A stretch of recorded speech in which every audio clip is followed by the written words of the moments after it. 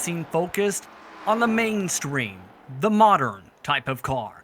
But for the first time in its 16-plus year history, it took its turn through time back to 1987 with the inclusion of the brand new throwback machines of the Chevrolet Monte Carlo and the Ford Thunderbird. Tonight, some of the top names in all of iRacing look to take flight and take a step back in time as they ready to go racing for the virtual Darlington Raceway. Good evening, everyone, and welcome to Darlington, South Carolina. The Global SimRacing Channel is proud to bring you tonight's coverage of the Throwback 400 Invitational at Darlington, presented by Dynamic Autosports. I'm Justin Prince. Alongside the booth tonight is Peter Mackay. Behind the scenes is our director, Sean Ambrose, and he's using cameras provided by Dougie Beard. Tonight's track this evening, Peter, is the perfect place to go for an event such as this. This is the home to the throwback race in real life for the NASCAR Cup Series in the modern day. It was also one of the most thrilling tracks in NASCAR's history, with it being home to the Southern 500. It's your host tonight to the Throwback 400, Peter. Yes, thank you, Justin. This is very exciting indeed. You know, the one thing I love about motorsport, amongst many things, is its heritage. And really, these cars, some of the fastest NASCARs ever built on this circuit, the kind of mecca of NASCAR, if you like, is just such a privilege to call this race. And also the standard of field that we have tonight. We have real-world NASCAR drivers, and we have drivers from the very top level of virtual NASCAR racing in the world. So we really are truly spoiled tonight, I think, aren't we? I think so too, especially with this 1.36 mile circuit. Qualifying is currently underway. Let's explain how tonight's race will work this evening for this special 400-mile race here at Darlington Raceway. This is presented by Dynamic Autosports, one of the top teams in all of the eNASCAR Coca Cola iRacing series. Tonight will feature 293 laps. One of the newest features of the most recent iRacing build released this week is the inclusion of tire limits. This evening, just 8 sets of tires for the full 400-mile distance tonight. Here for the Throwback 400. One faster pair is available just in case, but there are tons of prizes as well on the line tonight, Peter. More than $500 total on the line throughout the evening. Yes, that's going to be so exciting to watch tonight. We've got a prize for the best throwback paint scheme, which we're going to talk a lot about, I'm sure, over the broadcast, but also the Hard Charger Award. So if there's a driver who's qualified a little bit further down the grid, they can go for that Hard Charger Award. It will be awarded to the driver who climbs the most amount of spots. You make an interesting point about that new change with the tire sets, because this Darlington Raceway is just renowned for chewing up tires and spitting them out. And you know, when they first started racing at Darlington over 70 years ago in the Southern 500, the guys would drive their genuine road cars onto the track and would be popping tires all the time because the track was so abrasive. And with just 8 sets of tires for this race today, I think it's going to be a really, really tricky race for our drivers. Absolutely. Tried it personally myself just last night, Peter, at this specific track, a 40-lap race in a very hot racetrack. Multiple drivers blew tires and were slipping and sliding, nearly popping a majority of their tires throughout the field. Currently qualified, as mentioned, underway. Track temperature 114 degrees, 82 degrees the air temp. Wind is currently gusting a lot, though, to the west at about 8 miles an hour, give or take. Clear blue skies for this evening's action in sim time just before 1 p.m. But as these drivers make their way around the racetrack, of course, it's been a talking point with this car. Very, very different to what you drive in 2020 to the modern day of NASCAR. Not just in terms of the handling, but the downforce levels. Heck, even trying to make sure you keep it in a straight line and making sure you don't bump into the wall. Yes, and that's always a danger here at Darlington. They call it the Darlington stripe when you rub the wall, and it's almost a rite of passage for a top-level stock car driver. But bearing in mind that these cars back in the late 1980s, when they were in the NASCAR Winston Cup Series, as it was then, the Ford Thunderbird was and still is the fastest NASCAR ever. Kind putting together a lap at Talladega of 212.809 miles an hour. So they certainly are quick in a straight line, but going through the turns, these cars take a lot more management. They're a lot looser going around the ovals than a modern day Cup car. And of course, with NASCAR moving to a new generation car in a couple of years' time, which looks to have even more downforce, this really is now a kind of forgotten era of the top level of stock car racing.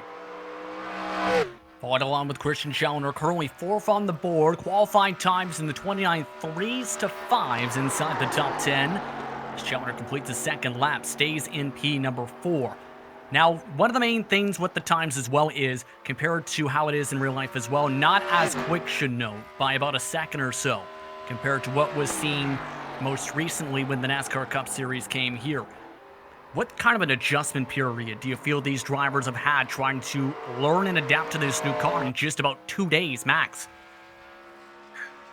Well, it's going to be very, very different. We are looking at the cream of the crop of virtual NASCAR racers and a couple of real-world NASCAR drivers like Parker Kligerman as well, and it's going to be very tough. And of course, it's going to be really see who's the real natural driver, because not only are these cars a completely different experience, and of course they've only been accessible to customers of iRacing for about 2 days, so they really haven't had the time to get in and practice all that much, really. But also, Darlington Raceway has always had the reputation of being a driver's circuit, so where you can really make the difference. So I think that's what we're going to see today. This is going to be a brilliant test of the very best virtual NASCAR drivers in the world. You mentioned some of the names in part for tonight's race. Some big-time drivers across the service, both in real life as well, coming in for tonight's race. Parker Kligerman in the field tonight. Landon Castle also running in tonight's event. Also, iRacing officials such as Tyler D. Hudson in the field, along with Samuel Roush. Others, such as Donovan Strauss, who finished second by 1/1000 a second in Landon Castle's qualifying challenge for $10,000 just a couple weeks ago at this track. And don't forget about the eNASCAR guys, such as Challenger himself, Jimmy Mullis, Zach Novak, also in the field. And keep in mind as well, some big names like Nick Ottinger, Dirt Pro drivers as well in tonight's field, such as Tyler Ducharme, also had to qualify their way in because there were so many drivers who wanted to take part in tonight's event.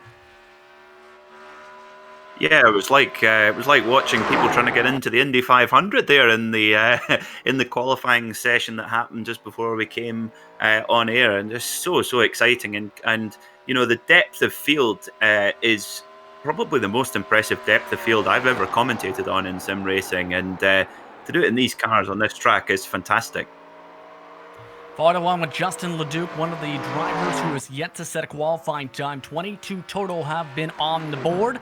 The 27 was one of the quickest cars in practice. 29.428 puts him in alongside the top drivers on the board in P number 6.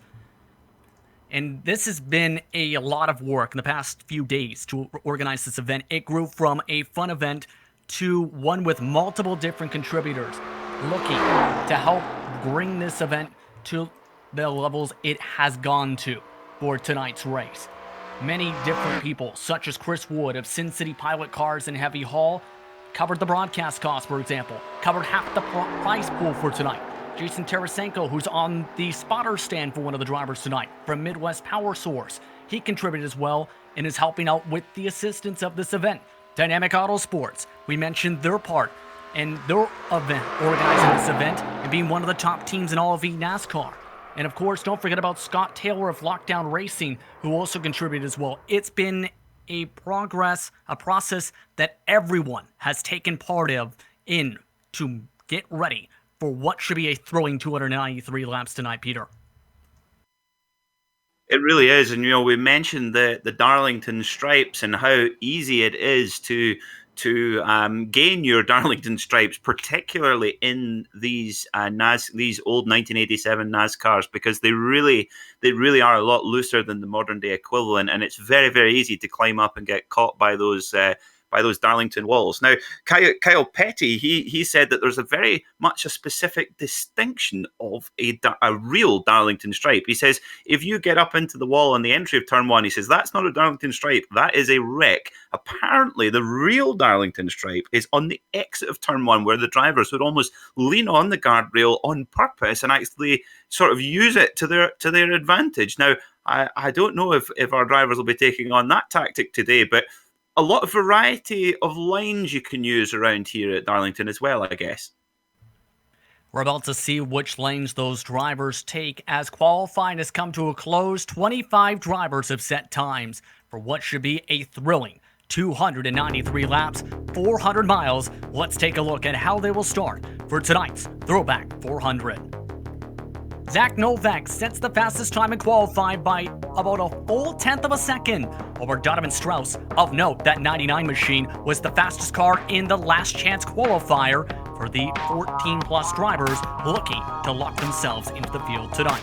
Jimmy Mullis qualified in third with Jacob Harberts in P4. Devin Morgan of Glovebox Motorsports starts in fifth with Parker Klugerman driving the Valvoline machine in P6. Justin Leduc, one of the top short track drivers in all of iRacing, starts in seventh with Will Cooley in P8.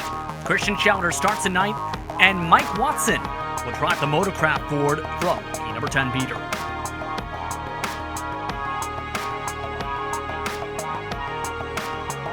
In 11th spot will be the 01 car of Tyler D. Hudson. Joining him on the 6th row will be Connor Hale in 12th. On the row 7 will be Dallas Pataska and Josh Lambert. On row 8 in 15th position will be Tai Polito and Samuel Rausch in 16th. On row 9 will be in 17th will be the 22 of John Ambrose III beside Travis L. Sollenberger. On row 10 will be the 19th position car of Christopher Moffa alongside Chris Weldner. Don Stevenson starts in 21st with Jake Bryan in P22. Alan Bajari, one of the underdogs in Black Horses of tonight's race, starts in 23rd. Landon Castle, 24th. And Dave Fudge Jr. is the last qualifier tonight, driving the Copenhagen Throwback. Nick Ottinger, the first driver not to set a time, followed by Brian LaPrade and Adam de Blasio. De Blasio running a throwback to Benny Parsons, with Ryan Matthews driving the Country Time machine in 29th. Rounding up the top 30 tonight is Trevor Edwards. He'll start in 30th, Peter. And then starting on row 16 in 31st will be the 8 of Joshua Campbell alongside Tyler Ducharme. Next up will be Jason K. Miller and Trevor Trago. In row 18 will be Alex Scribner and Scott R. Taylor. Row 19 will be Brandon Filiola and Justin Weaver. And row 20 will be Derek Robinson in the 69 and Matt Holden in the 25. Rounding up the drivers inside this field tonight, Daniel B. Johnson, Joseph Yakes, John Gibson, Tower Ducharme, the last driver in the field this evening. 43 drivers set to tackle this track tonight. Once again, Darlington Raceway, a track that's been open since 1950, one of the oldest tracks in the history of NASCAR. Originally, the tracks turn 1 and 2 are what's turns 3 and 4 today. The front stretch used to be right about where the drivers are right now. But today, the thrills are about to be what it felt like in the 1980s. Yes, the safer barriers along the wall, but the amount of thrills along that fencing and into the corners will send everybody to the edge of their seats. Fasten your seatbelts. It's race time as the pace truck is off. Zach Novak in control of the field. The Throwback 400 is underway from Darlington Raceway. Isn't that just a beautiful sight to see nearly 50 of these 1987 Cup cars just flying down into turn 1, and already the drivers taking absolutely massive risk, running the car right up to the wall. And look at that as they all fly past here. This is really fantastic stuff straight out of the gate. And one of the challenges with this track, it was talked about by many drivers and seen in practice last night by many drivers across the service. Hard to run double file into the corners. Have to be smart with your decisions to try and make passes. Already single file amongst the top 10. Morgan trying to shuffle around behind Mullis for P3. Yeah, it's interesting. They're almost using the kind of super speedway, almost Daytona-like style here, running in single file, taking it patient. It's a long, long race tonight. So it's all going to be about the drivers who make the least mistake. And already we've got the 46 car just rubbing the wall there. The first driver to gain their Darlington stripes in this race. Everyone going right up to the limit against the wall, especially in 3 and 4. That's been the challenging part for this car. Fastest lap so far set by Watson, who is deep in the pack at the moment. Still plenty of racing, of course, but up at the front, Novak and Strauss have already gained a bit of a cushion up at the front. Strauss preferring the bottom line in 3 and 4, but Novak prefers that outside line that can give you a little bit of extra speed off the corner. Yeah, I think if you're going to use that outside line, you've really got to make sure it's working, because of course it's a lot riskier. The closer you run to that wall, obviously the closer you are to potential disasters. So if you can make the top line work and give yourself an advantage, it's got to pay dividends, doesn't it, Justin? Absolutely, and we talked about how much these tires can wear as well. Have to be very calm and patient in terms of how hard to push.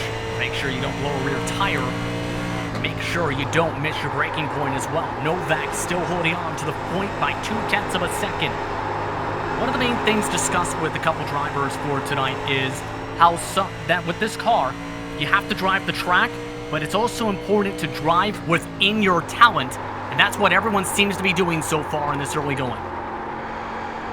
Absolutely. I was watching in the last couple of days, been watching the 2019 Bojangles Southern 500, and Dale Jr. on the broadcast there was saying that, you have to, as you're absolutely right, Justin, he said, you have to race the track. Don't use the guy in front as a rabbit, because that's how you're going to end up in the fence. So you're absolutely right. You've got to really trust your pace. And obviously, a lot of guys in this field will be very confident in their pace, and trust that and stick to it, and just keep yourself in there to the end, because this is a really, really long race and 8 sets of tires only. We've got to keep that in mind. That's a new thing for these drivers to get used to. Couple packs have grouped up at this point. P17 on back is where the second pack is. Sullenberger currently holding on just the very edge of the first one. But if you go back to his fellow iRacing co-worker Samuel Roush, he leads the pack that is 18th on back. Now tonight, as mentioned, multiple different members of the iRacing moderating teams and staff are taking part in tonight's race. And talking with some of them over the weeks before this car's release, there was a ton of excitement across the office for this car.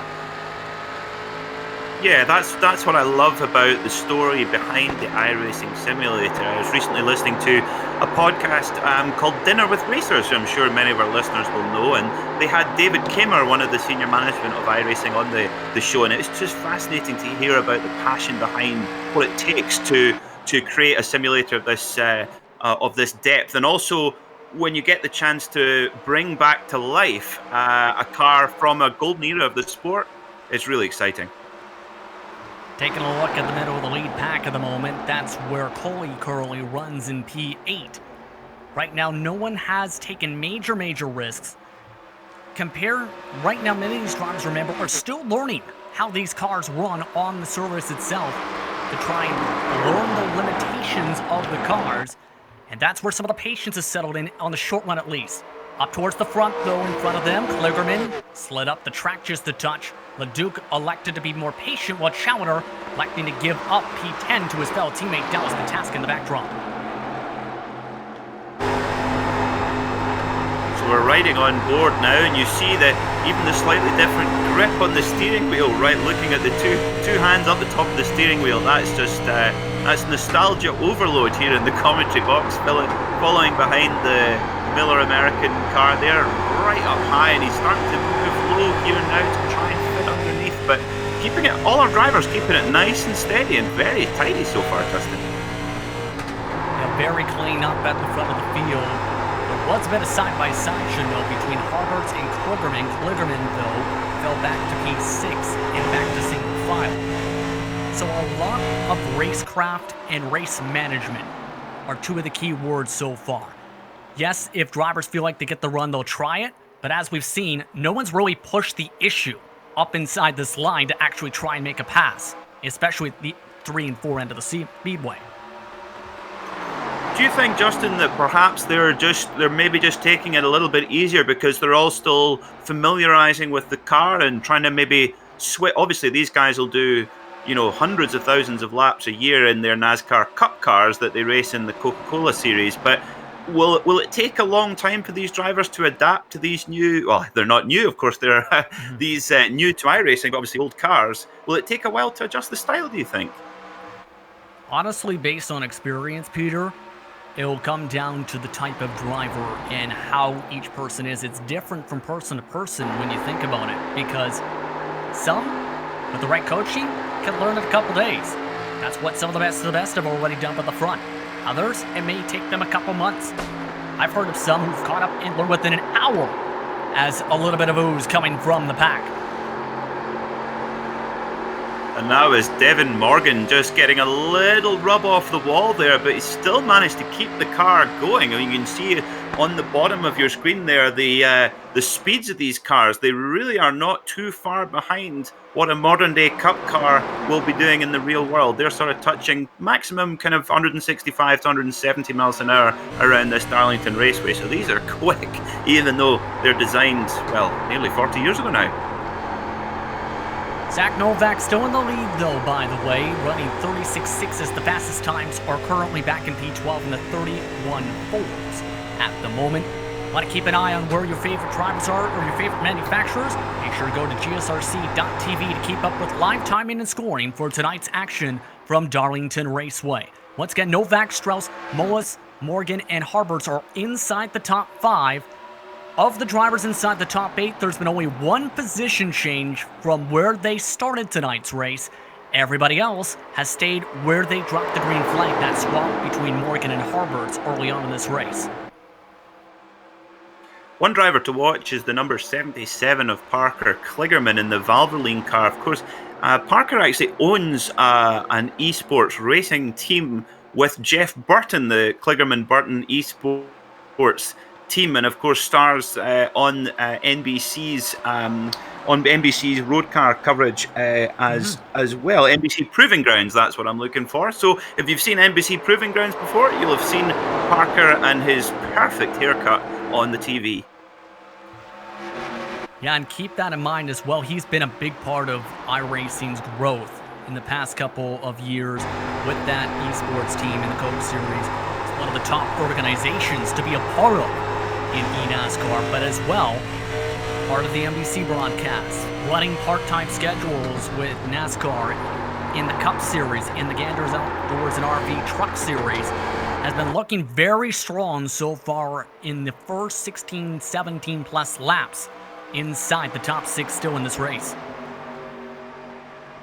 And of course, previously used to drive for last year's Cup Series champion Kyle Busch, used to run for the Kyle Busch Motorsports team, and of course won a truck race in Las Vegas, in Sin City, back in 2012, did Parker Kligerman. And just as we're talking about him, he thought, I'm going to give you a show here, guys. I'm going to go down to the bottom line and have a look at the inside. Can he make it work? Oh, it's so difficult to make that inside line work. So looking like it might be worth the risk to try that high line as well. But of course, Darlington, over the course of the race, it really changes, doesn't it, Justin? You've got to drive the car, the track changes, the car changes, and they've got to have a race car that starts off pretty loose and it tightens up over the course of the race. Absolutely, to make sure you handle the track perfectly, especially since there's not a lot of grip with the higher temps. But look up in front of them.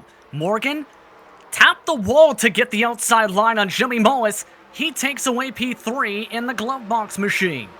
What a pass to make that outside line work. And that's the first time anyone inside the top 10 has tried that line for a pass.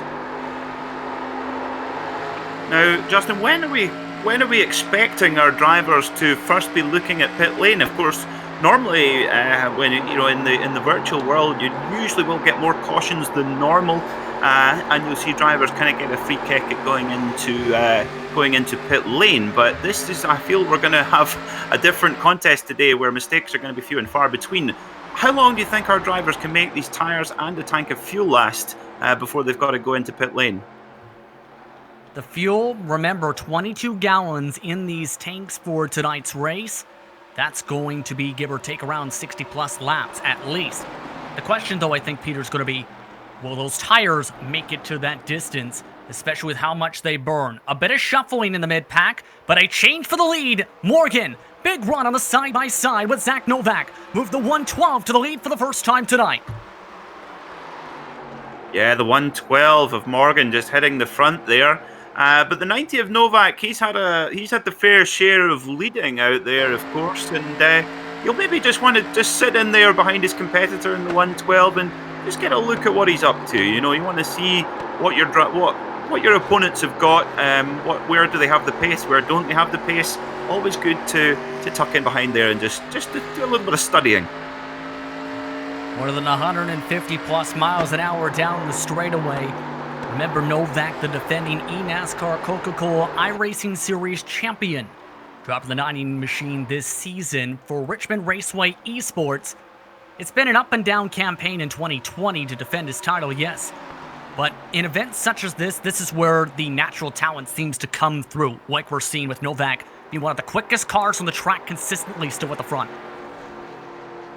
Yeah, they say in any category of motorsport, no matter what you want to do to the rules or anything like that, they always say, Justin, the cream rises to the top, and it certainly is today.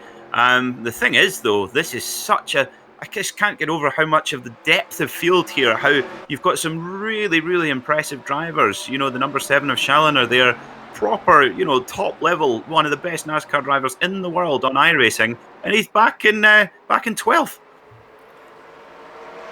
Yeah, Christian Challoner has been letting a lot of people go, has been running this race very patiently, driving an Alan Kowicki throwback to the Xerox paint schemes of the late 1980s and the very first couple years, Xerox, I should rather say, in that Ford Thunderbird, has dropped 3 positions, and if he feels like he's holding somebody up, he'll let them go. He's thinking big picture here.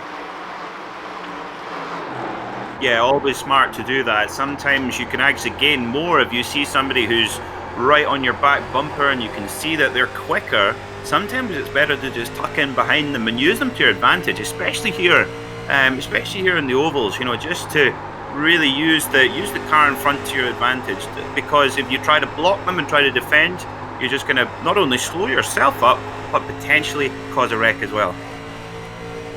By the way, up in front of them, Parker Klugerman, we talked about that back and forth with Harberts a couple times, dove it down into turn 3 last time by, ran into the back end of Donovan Strauss, and still got the pass done to finally get to P4. Looked like the patience finally wore thin compared to how the 80 machine was running.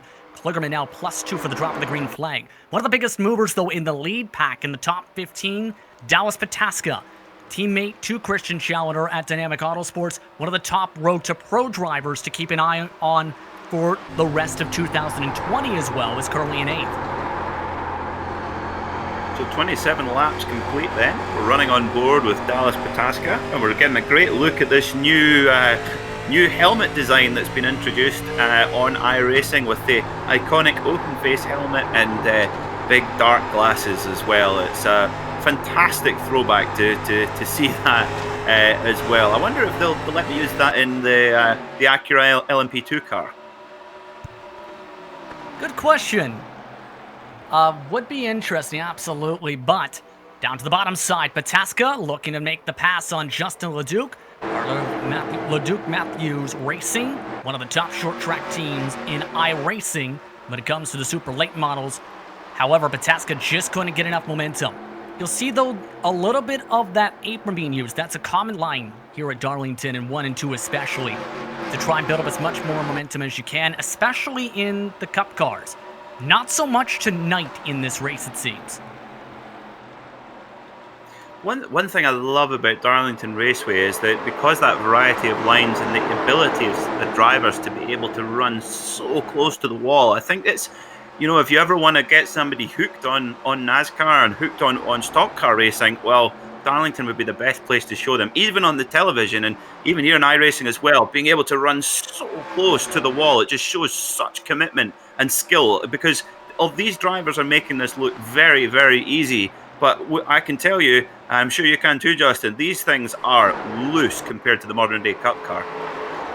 Nasty loose, especially when they're braking. Right behind them, Kligerman slammed the wall and earned his Darlington stripe.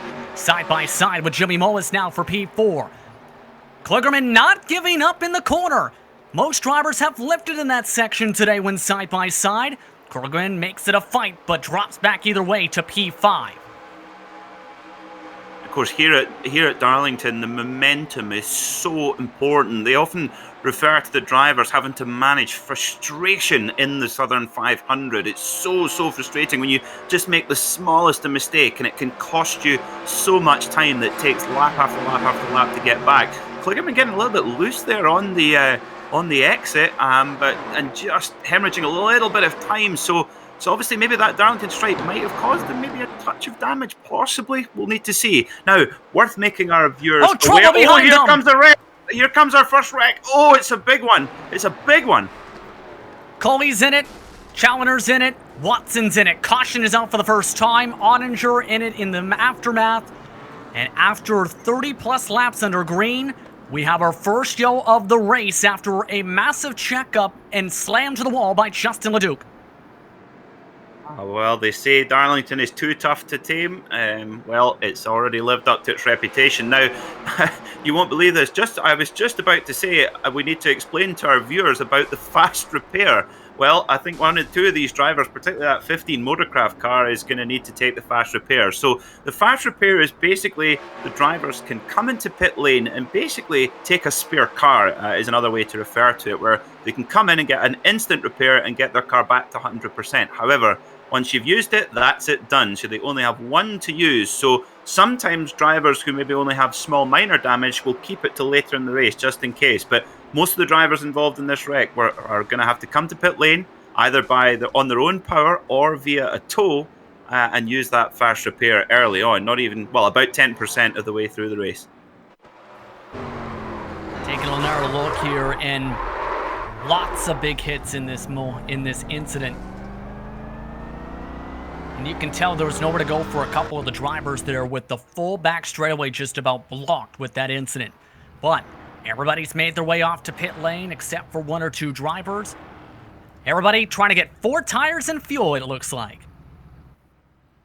Yeah, pit lane very, very busy indeed here at Darlington. We're going to see the race on pit road. How much fuel are people going to take on board? How much tires? Now, as we've seen, sometimes the tires... Well, I think tonight, Justin, the tires are going to be the limiting factor, not the fuel. So could you save yourself some time and get some vital track position by just short filling and taking a little bit of a risk? That is actually a conversation point for some of the top teams at the end of a run especially, or end of a race, where once you make it on fuel, they'll put less fuel in the tank or no fuel, and just adjust their car with in-car adjustments and make the car more lighter, because that in turn lifts the back end up because there's not enough fuel in the back end to keep it squatted down and adjust. It's going to be interesting if that is the case for tonight, though. That's the main thing, especially with how big tires can be. One driver, just one, stayed out, mind you, with this caution flag. It's Dave Fuchs Jr. in the 14 machine, electing to stay out. Everybody else came to the pit lane. That is an interesting decision. We'll need to see if he spends the whole caution period behind the iRacing pace truck here, or if he will dive in. We'll need to just wait and see there. But we know track position is really important, and we also know it's a common phrase, cautions breed cautions. And what that means is when the cars are all bunched up here, as you can see, when the restart happens, the chances of a tiny little bit of contact that turns into one very big wreck is much more possible under the restart. So perhaps the number 14 car, and he's just completely contradicted what I've said by going into pit lane as well. So just maybe, what would his thinking be there, Justin? Thinking I want to go to the pack for this next restart is the best opportunity at this point. As he is a member of Dynamic Autosports as well, mind you, located out of Concord, North Carolina. And you may recognize the name as well from the past. That family has a history of being crew chiefs for some of the top teams in NASCAR. Dave Fuchs Jr. as well, crew chief in the Truck Series in the mid-2000s. taking part in tonight's event is one of the top members of Dynamic Autosports behind the scenes. But everybody else, still behind the pace car, in pace truck rather, with the lights still on. 2 to go signal this time by Morgan, Novak, Strauss, Harberts, Kligerman. Your top 5 at the moment. Peter, your thoughts on the race so far? Well, it has been a joy to watch so far, and to just watch the patience of our drivers. You can tell we've got a lot of people who are, a lot of professional drivers in this field from both the virtual and real world, and it's amazing to see the difference in the patience. Of course, Darlington, as I said, always a track that is so easy to get frustrated because you can lose that momentum. It really punishes you. But we've seen great discipline from the drivers, great respect, and all of them fully understanding that this is a very, very long race indeed. So, but as things get closer, just like we saw when Jeff Gordon won when he won the Winston Million, it can get very, very aggressive at times. So, yeah, it's. I think once we get later into the race, the drivers might start getting their elbows sharpened up a little bit. As we get the 1 to go signal in this race, everyone lined up single file for the start. We'd like to remind you of some of the presenting sponsors tonight. Sin City Pilot Cars and Heavy Haul, one of the presenting sponsors of this evening's action from Darlington Raceway. Chris Wood, based out of Las Vegas, a part of that organization, covered the broadcasting costs of tonight and half the prize pool for this evening's event. We'd like to thank him for helping make this event a success tonight. And incredibly generous to put together such a good prize pool for these drivers. So I'm sure there'll be a few although it's a lot of fun racing on a classic circuit with these classic cars and classic paint schemes, make no mistake, these drivers will really want to go for the victory at the end. And I can't wait to see how these new cars to iRacing, these 1987 classic cars, what they're going to behave like when it really comes down to the crunch. We've still got plenty of time left in this race. I think there's a few drivers keeping their powder dry, but here we go, Justin. All set to throw back the restart to the 1980s. Morgan control the field on the outside wall. Green flag is out. We're back to racing, 256 laps to go. And a massive launch for the Glovebox Motorsports machine, 3-4 car lengths ahead of everybody else.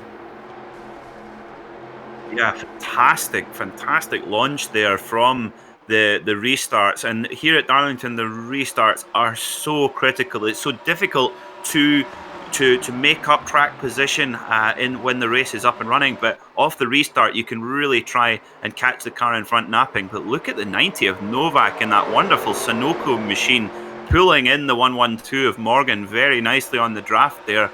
I think these guys are going to be up the front for most of the night, I think, Justin. Absolutely, and keep in mind, there are a couple different facets we have mentioned. First, the faster pair and keeping a hold of it. Multiple drivers did that who were in the incident. Jimmy Moe with some left side damage. Connor Hale crushed in front nose. Dallas Pataska with some damage as well. They're calling the back half of the top 10 after the caution flag. There's also that blue 69 machine, Derek Robinson. His throwback machine is a lap down in 43rd, but per regulations on the restart zones back in the day, you do have to start on the bottom side as a lap car alongside the leaders. And this is the paint scheme you were excited about tonight. Yes, it is. It's sad in a way. Derek Robinson, he's running the 69 there.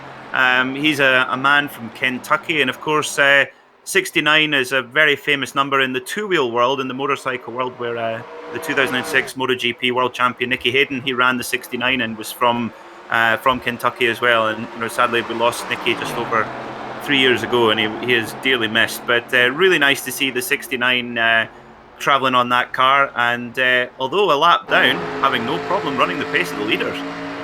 Technically 2 laps down, so he's at least trying to get 1 lap back here. We're in this battling here, but at the same time, this is with the race leaders here. And this is something a lot of drivers are not used to these days in the modern era, especially on iRacing. If you're drivers like Moes and Harberts or Strauss, what do you think's going through their minds seeing the 43rd place car running in the middle of the pack at even speed, if not faster? Well, I guess for drivers on this very high level, they'll be able to tell the body language of the car in front. They'll see things that an amateur driver won't, and they'll be able to tell what risks they can and can't take. And I think that's just the fascinating thing about about watching a race like this with drivers of such a high standard. You can really tell that they understand how to run so close together and so consistently, because I can't stress enough how easy these drivers are making it look. Look how close they're running to the wall. And these cars are crazy, crazy loose. And as the tyres go off, they will just get more and more loose. It's so, so impressive to watch. Talk about making it look easy. Those drivers in 1 and 2 were dancing side by side and slipping all over the place. Mind you, there are drivers with damage and drivers without damage in that grouping. But one of the biggest movers, in fact, the hard charger at the moment, is Ryan Matthews in that country time throwback. Up 20 positions from the drop of the green flag. Remember, did not put in a qualifying time. So riding on board now, I just saw the 511 of Matthews there, just giving Parker Kligerman a little love tap just on the back bumper of his Valvoline car, just to say, hello, I'm here and I'm not going anywhere. Now, in Scotland, where I'm from, the colour scheme of that car would be something called a rhubarb custard, because we have a type of boiled sweet called the rhubarb custard, which is exactly the same colour scheme as that kind of pink and yellow. So he's in the rhubarb custard car, we'll have to call it from now on. Remember, though, that is also a throwback to Neil Bonnett's car back in the mid-1990s as well. Unfortunately passed away trying to practice that car for the Daytona 500 in the 1990s after a vicious crash. Matthews throwing back to that machine this evening. Matthews, though, himself is a noteworthy driver, Peter, because he runs in the Cars Esports Tour and is a legend there. He has won 4 of the first 6 races on that campaign alone. Well, so he's got all the credentials to battle at the front, and he's in illustrious company here, and clearly looks very comfortable there in 9th position. Very comfortable running in the pack here, and really having to manage it. It really doesn't. It doesn't necessarily show up on screen there. No, we've got to the bottom of the racetrack. Wide on the left to the end to the. Oh, just manages to hang on to it. No harm, but it's a bit of a domino effect here. But that was very close there, Justin. Moffa ran over the back end of Matthews' car as they were checking up with what happened down to the bottom of the racetrack. We stayed green, but everyone is now bunched up after that incident. Let's take an arrow look at the GSRC replay, and you'll see what happened. Caution is out in live time after all the bunching up. We'll follow on through with this after this contact. At least 6+ cars stacked up in 1 and 2. This is after Pataska went to the bottom of the racetrack and after Moffa ran over the back end of the 51. You can see Pataska hit the wall after running over the back end of Mullis's car, it looked like, in the left front. And then shortly after all this, and after the bunching up you see there, keep an eye on this, because just behind this grouping, where Adam de Blasio is in co, they stacked it up, and stacked it up big time in 3 and 4. That is extraordinary there, just how far back that domino effect. Again, we talked about, there it goes, there's the wreck, big wreck now, but that wreck happened 30 cars behind where it began, and that just shows you not only the skill level of the drivers up the front, but just how much the momentum really makes a difference here at Darlington. So our second caution of the race, and pit lane is getting very busy indeed. Some drivers like Pataska, de Blasio, etc., all electing to repair their cars and/or getting fresh tires. So once again, several drivers involved in an incident, but back under the caution flag. Let's talk a little bit as these drivers come into the pit lane about some of the other presenting sponsors tonight. Give a shout out to Jason Tarasenko from Midwest Power Source. Contribute to the prize pool for this evening, as well as the lead live adminning for tonight's action. Once again, a shout out to Midwest Power Source Incorporated for sponsoring tonight's race. 244 laps to go from Darlington Raceway, second caution, and already many drivers have had to use at least one fast repair. Much of the field, mind you, has elected to hold on to it. This is going to get intriguing the longer this race goes on tonight. Yeah, that number 7 Xerox car is not looking very good at all, but the 23 Miller car there obviously has taken the fast repair after that strike with the wall and back out on there. Yeah, that's one very bent-looking Ford Thunderbird. But back on the go, that's our very own Kristen Schellner there, the brains behind this brilliant contest we're seeing tonight. And we've hit the 50-lap mark as well. Now, I was just thinking there, Justin, some of the drivers, if there was any drivers who took a little risk and took a little bit less fuel to save time on pit lane after our first caution, they might be able to climb up a couple of spots here. And or if you stayed out of trouble, absolutely. One of those drivers who have taken advantage of that is the brother of our producer tonight, Sean Ambrose.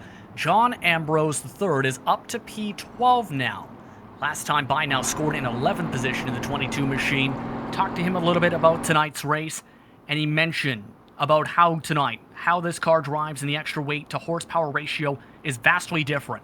Put that to the riding on the bias ply tires that run to the time. It is now a driver's car, and that I feel good about, is what he told me earlier today. Yeah, I think that's what we all want to see, and it's interesting that we in many forms of motorsport, there's very much I don't know, an opinion between the kind of enthusiasts of the sport who want to see forms of motorsport where you're taking grip away rather than adding it, and also removing downforce, not only on the grounds of cost, but also on the grounds of good racing. And of course, these cars have obviously a lot less downforce and in period a lot less grip than the current day Cup car. And I don't know about you, Justin, but I think the direction that they're going with the new Cup car, with moving from a 4-speed to a 6-speed and adding in more aerodynamics in the rear, I'm not so sure if it's the right way to go, and I think we're going to miss cars like these. There's a lot of discussion absolutely about that, and I'm curious to see what happens now in 2022 when that new car, the next gen, as it's going to be called, comes to play. But one statistic to note brought forward to us, the pit stops are a good 9 seconds slower to what they are in 2020 standards. 22 to 23 second pit stops, 22nd on back, mind you, pit under this caution period, Peter. So, and you got to remember, the pit stops were vastly different in how they were done back in the 1980s compared to the coordination and rhythm they are today. Yeah, you're absolutely right, and that's another thing that I think one of the unique things that NASCAR has in the modern era now, with the 2020 current Cup car, is still seeing 5 lug nuts on the on the wheels, and seeing that you really see the pit crews working very hard and the precision to be able to take off those 5 lug nuts, put on the new wheel, and the hive of activity of a NASCAR pit lane is one of the most exciting things you'll ever watch in motorsport, in my opinion. And I understand that that's another thing that might be changed in the new rules, where it will go to a single lug nut, which I think that's a pity, but maybe call me an old romantic. Now, pit stops supposedly, potentially could change once that new car comes out, but 1 to go until the restart. 2 drivers are currently 1 lap down or more. That's the 87 of Joseph Yates and Derek Robinson, who are on the bottom side. The top 5, Morgan, Novak, Strauss, Molis, and Tyler Hudson all of a sudden has charged up to P5 after the multiple troubles in front. Several drivers have already discussed that they are saving tires. In this early portion, most of the field has already used set number 1. Drivers all set to get back underway. Pace truck is off. Green flag is out. We're back to racing. Green, then off we go down the front straight in front of the huge crowds here at Darlington into turn 1. Of course, this not necessarily an oval-shaped track, it's more like an egg-shaped track. It's the turn 1 and 2 very, very different to turn 3 and 4 here, Justin. Yeah, remember, there's a middle farm that's actually placed at this rate that was originally here back when this track was being constructed in the 1940s and 50s. That caused a bit of a squeeze in for what's currently turns 3 and 4 to preserve that said minnow farm. Now it's kind of made it one of the most unique features of Darlington Raceway, you can say. But these drivers, clean start, top 3 pulled off and away. But keep in mind, 1, there's traffic mixed in through the field once more, but 2, there are many different drivers with damage on their front noses scattered throughout the pack. I understand that it wasn't just a minnow farm. There was also some peanut groves as well. Is that correct? There was peanut groves around here in Darlington. And I think one of the drivers didn't. Yes, I'll need to check my notes. I think one of the drivers in the field today, their nickname is Peanut. I believe so indeed, but right now these drivers stay nice and calm up towards the front. Remember though, that driver in 4th position, Tyler Hudson, 7 positions gained, prior to joining the iRacing staff back in the late 2010s, was actually one of the drivers in the eNASCAR Coca Cola iRacing series, and one of the better ones, mind you, at that time, and he is flying. He's up to P3 in the 01. Yeah, Tyler Hudson really on the move. How are we looking in the Hard Charger Award right now, Justin? The award given for the driver who's made the most spots. Of course, in the 2019 Southern 500 in the NASCAR Cup Series, we saw Kyle Busch cutting right through the field and climbing lots of spots. But who's looking like the Hard Charger right now? Well, you have to give that at the moment to 31 positions gained, fastest car on the track the past 2 laps. Tyler Duchar is up to 12th position. He is a pro on the World of Outlaws side of the iRacing service. Up at the front though, Tyler Hudson says hello to the race lead for the first time today. Well, his employers will be very happy because even on his night off, he's still very much on brand with the iRacing, very much a retro colour scheme, but of course the iRacing logo there at the front. Now, my girlfriend Lucy, she said the other day, she says, that looks awful like the NBA logo. I said, I'd never thought of that, but I guess you're right. Remember, Hudson, the 2013 champion of the eNASCAR Coca Cola iRacing series. That was after back-to-back championship seasons for Ray Alfalla in the early days of the history of the series. As talked about, very talented, just 2 career victories though, at the top level of eNASCAR before he joined the iRacing staff in 2017-2018-ish. Behind them though, a gaggle of cars have built up about 11th on back. That's where Tyler Duchar and co are. And that JDR Graphics machine throwing back to the Levi Garrett machines from Hendrick Motorsports' early days. He wants the top 10 and wants it now. It's another shout out. Trouble in front of them. Morgan smacks the wall hard, spins into the pack. Caution is out for the 3rd time. And you talk about Darlington stripes. The 112 just gave us a perfect example. If you hit the wall too hard, you're gonna pin-pawn off the fence. Oh, that's one of our real leaders, one of our competitors for the race win today. No question about it. Just making a little bit of a mistake here. Let's get a look. He's right up on the top there, and then he's running down the back straight here. So it obviously happens in turn 3 and 4 as they head up on the high line, and yeah, just gets a little loose and into the wall, and then number 90 there, the Sunoco car, very, very lucky to avoid that there. Zach Novak. Take a listen in for Novak as he just missed us. Oh wow, that was close. That was nearly our 2 main competitors for this race win taken out in one accident, Dustin. Klugerman involved in the incident, Connor Hale in the incident, Landon Castle also elected to come down the pit lane.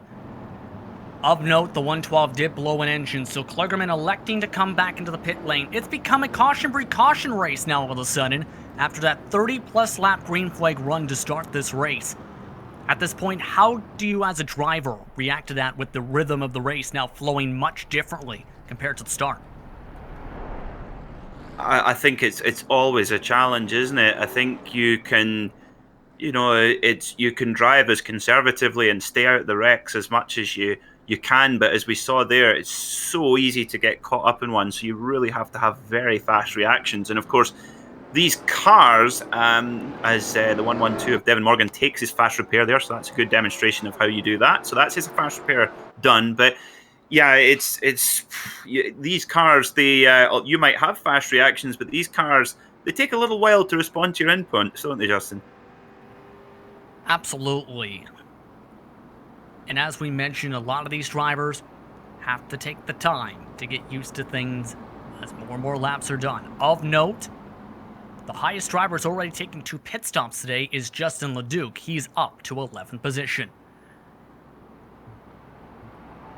Here's the gain of loss specifically now on the left side of your screen, to be precise. Matthews plus 23. Ducharme now plus 35 officially on the board as well of note. It's quite extraordinary, but Tyler Hudson, he's really worked his way up the field very well, starting in 11th position, making up 10 spots. And what I love about him is he started sim racing back in 1997 at the age of 12 on the Total Entertainment Network. I wonder if any of our viewers remember that. That's a throwback and a half, absolutely. I think our producer absolutely remembers that as well. No, honestly, I first got started on some of the earliest of games like NASCAR Racing 3 and 4, some of the predecessors to iRacing itself. And how, remember, and our 2003, the last version of NASCAR from Papyrus, eventually led to the code for iRacing. Yeah, I have to say I was more of an arcade sort of gamer, I suppose. I had a original PlayStation, and I had one of the early NASCAR games on there. I can't remember if it's 2000 or 2001, but I distinctly remember the opening theme tune, which is "Flirting with Disaster" by Molly Hatchet, which I absolutely love that song. It's classic NASCAR song.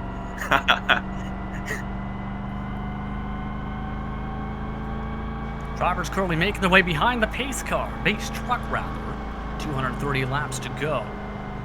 At this point, who's impressed you the most in this field tonight? Because a lot of drivers have kept their cars clean in the top 3, but there's been a lot of swapping back and forth behind them for 4th on back. Yeah, I think you got to say the 51 car, absolutely extraordinary to make up so many positions, 25 positions, and in a track like Darlington, where it's so difficult to make up time and also to avoid a couple of wrecks as well, I think we've got to give a big shout out to them. Indeed, we have to at this point. And remember, that 80 machine of Jacob Harberts has just about been anchored to P4, P5 throughout the race in the Legal S machine. He's been one of the drivers who have been saving. Everyone's starting to line up, 1 to go into the restart. Once again, your top 10, Tyler Hudson, Zach Novak, Donovan Strauss, Jimmy Mullis, Jacob Harberts, Ryan Matthews, Christopher Maffa, Tyler Ducharme, John Ambrose III, and Travis Soenberg, and are a member of the iRacing admin crew. For that staff, he's driving the Skull Throwback today in the 33. And he's been slowly also climbing up. Yeah. Brilliant looking paint scheme there. The any advert for beer gets a thumbs up from me. That's very, very cool, that Skull car. And also the Kodak film car there, the number 4 just going by there, just in the back of shot. I think that just about gets my vote for the my favourite paint scheme of the day. What's been your favourite paint scheme of the day so far, Justin? Well, my categories were the mix of being able to throw back to the past using throwback logos and being true to the nature of the paint scheme. One of those definitely Ducharme, who is starting in P8. Hudson brings them to the green flag. He's off and away, back to racing from Darlington. Green flag here then. The lady in black, Darlington Raceway, as the drivers pile into turn 1 and straight up to the wall there. We're using every last inch of this track and then opening up all of that horsepower, over 600 horsepower in these machines, some of the fastest NASCAR's ever seen, as we head through into turn 3 and 4. Just a spectacular racetrack to watch these cars go around. Now, one of definitely the staples you have to go to as a rear-road viewer of stock car racing. Already, Soenberger is up to P9 in the second group that's broken away. That's after a bit of checkups on the start. By the way, Peter, just so you know, Skull is not a beer. It is a tobacco brand. So unless you can find a way to drink tobacco as a brewed beer, that's the more you know. I do apologise. Now this is really a culture clash, because there is a Skull lager. It's maybe spelt slightly differently, Yeah, so my apologies, folks. Another vice. So we've had cigarettes and we've had we've had beer. Now, the talking of cigarettes, Winston. Do you remember the Winston Million, Justin? When they put up $1 million prize for any driver who could win the 4 big NASCAR races in a single season, since Daytona, Talladega, Charlotte, and here at Darlington. Of course, Bill Elliott, father of Chase Elliott, current Cup car driver, managed to pinch that and win $1 million. A lot of money back in 1985. Absolutely huge at that time, and it was always a privilege and an honor to win the Winston Million because the prestige and, of course, the dollar amount that can really jumpstart a career and or help a race team at the time. Following on with Donovan Strauss, by the way, in P3, currently riding behind Novak. But one driver has pulled off in a way. Hudson currently about, give or take, a tenth or so, half a tenth quicker than the rest of the field already in clean air. I think it's got to be very impressive for Tyler Hudson in the 0-1. I mean, I think you've got to consider just how busy the backroom staff will have been in iRacing in the last couple of months, of course, with a huge influx of membership, with many people locked down in their homes with the current coronavirus pandemic. So I'm sure Tyler won't have been able to get a massive amount of track time. Of course, we'll have a very good understanding of how the simulation works, but he's driving away from the field here. Fantastic. Sullenberger pulled off towards the side, bobbled around the bottom of the track, and now in front of him, Josh Lambert just slammed the wall. Take a quick look at this. Was stuck on the bottom side after turn 4, and in the side-by-side, just weeble-wobble down the track and let 3 different cars go. Yeah, just got a little bit loose there on the exit and thought better of it, just to move out to the side and then tuck in behind. Maybe, do you think, Justin, perhaps maybe a little close on fuel, maybe, or tires? Maybe just trying to conserve his fuel and tires, maybe. I'm thinking it's more towards making sure he doesn't add the extra damage to that front nose that many of these competitors have early on in this race. Mind you, we're still 220 plus laps to go in this early going. So lots of driver management and race management so far, but one of the biggest giggles of cars is starting to build up around P18 on back. That's where Samuel Roush is riding with Justin Weaver, looking to show what he can do in the 66 in the Moby Dickey's car. Yeah, it's in running in big packs like that. It's really important to keep your nose clean and just, like you say, manage the pace. This is such a long race. It's definitely not a sprint race. And, you know, I think, Justin, the cars that can just keep damage to a minimum, I think no damage is fantasy land, really, but just keeping damage to a minimum. And if you do take some damage, if you can just about survive to the next caution and get the repair, then it's going to be really important. P8, meanwhile, has become a conga line train. That's where John Ambrose III is trying to hold on to Tyler Ducharme, your biggest mover of the race. Ducharme with the run, heading off into turn 3, shows the nose. Ambrose III keeps the high side. He's making that high side work really nicely there in the 22 car. Really nice livery as well. That red, white, and big wreck. Big wreck behind the number 5. Spun round there of Ducharme, our big mover. That's him out of the running for that title. And apologies coming over the radio from Justin Leduc for the caution flag again. Leduc bobbled down the racetrack in the 23-7 machine. Just enough to be able to tag the right rear of the 5 in front of him. Yeah, it's so easy to do here in running in traffic, and even with drivers at this level, it's just so easy to do. Just the tiniest touch, and of course these cars are very, very loose anyway, so they don't need much encouragement to get turned around. A whole new challenge, and yeah, just the 27 car, they kind of get tangled up a little bit there, Justin. Indeed, let's take a quick listen on board.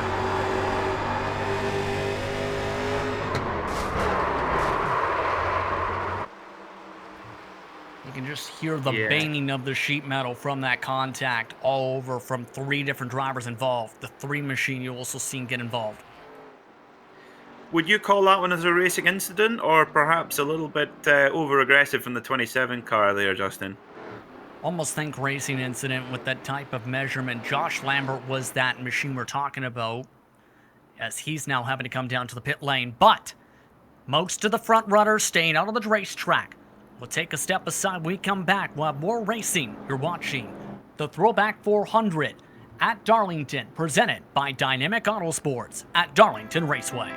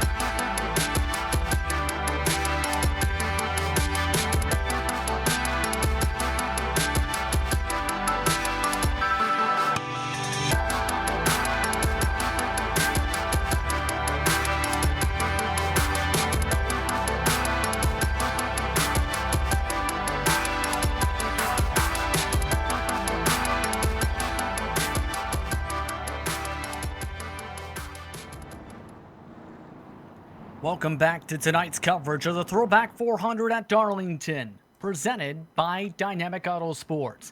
Dynamic Autosports, one of the top teams in eNASCAR. They organized and hosted this event as well as took part in the prize pool for tonight's event. It's been 8 thrower of a race so far, coming to the conclusion of lap 78 under caution. Justin Prince, Peter McKay with Dushawn Ambrose in the director's seat for tonight's action. To recap, Tyler Hudson's in the lead after taking the lead about 20 laps ago. Zach Novak in second, your pole sitter, with Donald Strauss in third. Moas and Matthews round out the top 5.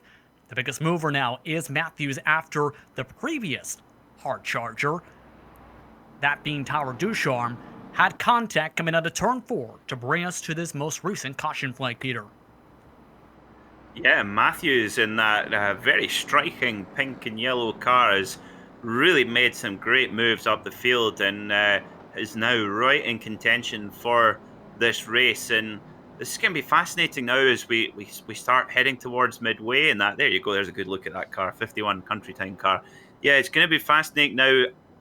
I just can't tell if 8 sets of tires are going to be enough for these drivers. Is it going to be are they going to be on the cords coming over the line? What do you think? I think this is going to be flipped upside down, the strategy for tonight's race, absolutely. Delayed yellow as I believe someone may have made contact with the wall. There is also, though, Justin Leduc, who was given an end of longest line penalty, and several drivers were still stopping at the back of the field to try and organize that said situation. But as well, give shoutouts as well to some of the drivers who are bouncing back from earlier incidents in pit calls. Parker Klugerman back up to 14th position after being in the top 5, electing to pit a couple caution flags ago. Also of note, LaPrade with 2 pit stops, the highest running of those drivers with multiple stops in 8th, and Will Cooley, who was involved in one of the first caution flags, is already back up to 9th. Now, they always said, Kyle Petty, he always used to say, sorry, Richard Petty, my apologies, he used to say, Darlington was our Super Bowl. If you won Darlington, you were a winner all year long. You know, with the standard of field that we've got here tonight, Justin, I suspect that whoever does win this race is going to make sure everyone knows about it, because it's going to be a big deal to win this race. It's going to be a big, big job to win. Yeah, absolutely. I think many drivers are taking pride in this type of event tonight. One of the first major events with the 1987 cars on the iRacing service since its release on Tuesday to the general public. But the iRacing official, Tyler Hudson, looks to bring us back to the green flag. The Sunoco Chevrolet is in second. Sponsorless 99 in third. The Coca Cola Chevy in fourth. And the Country Time Chevy rounds out the top 5. 4 Chevys and a Thunderbird bring us to the green flag. We're back to racing. Green flag again here at Darlington as we have 80 laps complete of this wonderful historic racetrack. As Tyler Hudson is so impressive off those restarts, just straight back on the gas, able to just get straight into rhythm, using the really high line and building a couple of car length gap already. But the 90 of Novak is not going to let him have it easy. Yeah, Novak looking fairly quick. Remember, many drivers on different tire cycles in the middle part of the field. For the top 7, they haven't pit since lap 33 under the first caution flag period of this race. Matthews, the quickest driver at the stripe last time by. Battling about 11th on back, though. That's where Chris Wildner is trying to battle with the crunch machine. And Trevor Edwards has had a couple crunches to the right side of that car today so far. Yeah, the Crunch livery, Crunch paint scheme car, very, very cool, the 37 there. And apparently back in the day, that was the awning where everyone wanted to be, because they handed out free candy and free ice cream. And that was where a young Dale Jr., while his dad was out racing, would go there and get some free candy and some free ice cream at the Crunch trailer. And right now, that car looking to set sail leads the second group of drivers at the moment. Currently, Connor Hale, who has used a faster pair, is in the top 10, about 1 second up the road to the 32 machine. It's one of the more active groupings as Kligerman again taps the outside wall, and this time significant damage to the 77's right side. And he's going to check up now. He's got big traffic behind him. This is going to be very important for the drivers behind him to realise that and try and avoid the 77 car, because he's going to be slow. Yeah, look at that. The difference between pace of the 77 of Kligerman and the 23 car. That's very, very close there. Not good news for Kligerman. Has he used his fast repair yet, Justin? Remember, he did come down for a pit stop and elected to go off to the back after he smacked the wall on the previous run before his stop. However, that 77 still in okayish shape in 16th position. Bit of position swap up in front of them. Maffa has made a pass for P6. Remember, the 80 machine of Jacob Harberts, we've talked about it, is trying to save in a turn. Trouble down the back straightaway. The 37 of Chris Wedner.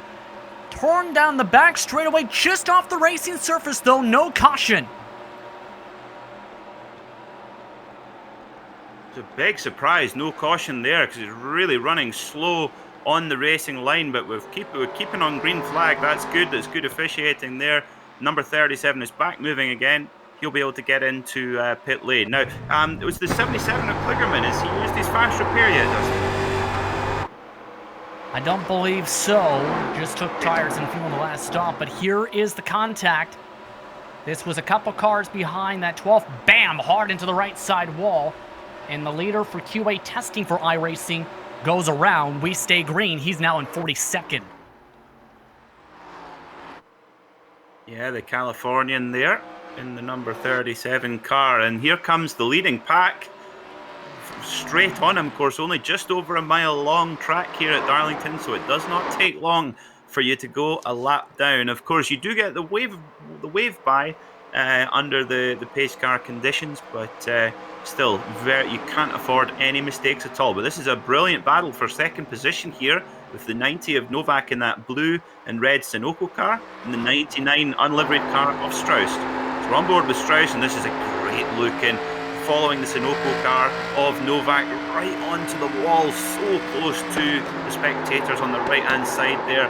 Both drivers keeping it relatively low, and look at Hudson up ahead. He's using the high line, so some different lines appearing here, Justin. Not only that, just taking off and away 1.3 seconds, a tenth of a second quicker this entire run so far. But one of the things to talk about for Donovan Strauss, we talked about how he did in the LCQC earlier in May. Mind you, he's one of the top contenders in NASCAR's Road to Pro Series. That's one of the qualifying series to make it to the eNASCAR Coca Cola iRacing Series. Coming into tonight, third in those standings, with him going to Richmond this upcoming Tuesday. And that's got to give him big confidence running with such a high quality field here, Justin, to when he's climbing up the ladders of virtual NASCAR racing, and to run with these cars that are definitely more difficult to drive and of course new, for him to be running this high up must be good. Going on board with the Coca Cola machine, this is Jimmy Mullis. He's been a staple inside the top 5, throwing back to the Allisons with that machine. Very beautiful car. Going to the nature of the throwback, well, outside the numbers from the 46, a part of Richmond Raceway Esports. Of course, Coca Cola. We're going to look at Novak here in the 90 with really close battle here between the 90 of Novak and the 99 of Strauss. There's nothing to separate them at all. But yeah, the number 46 of Mullis in that Coca Cola car, because Coca Cola livery just looks brilliant on any race car. And of course, at Road Atlanta, not too far from here, the Coca Cola 911 RSR raced at Petit Le Mans back in October. A brilliant looking pace. Novak also following the nature of that Richmond Raceway Esports. Behind them as well, some of the other throwbacks, the JGR graphics machine, trying to hold on to Connor Hale. Remember, that Superflow Motor Auto machine did use a fast repair from one of the early caution flags in this race. Started up in 12th position, was up inside the top 10 before getting involved in earlier incidents.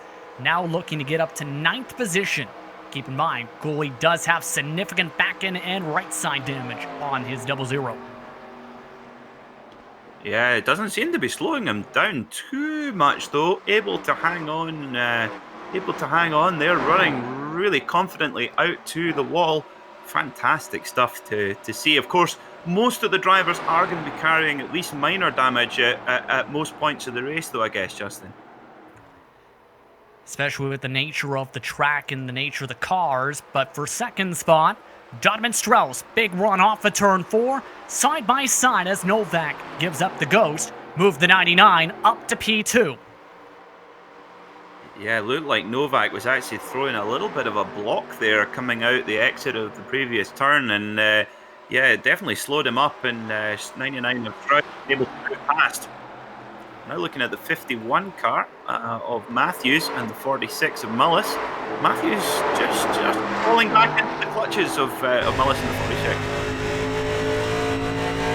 Slowly but surely we're back in. Christopher Moffa also in this grouping. Let's follow on board with Jimmy Mullis as he tries to run the high line. Last time by is a couple 100ths quicker than the 51 machine.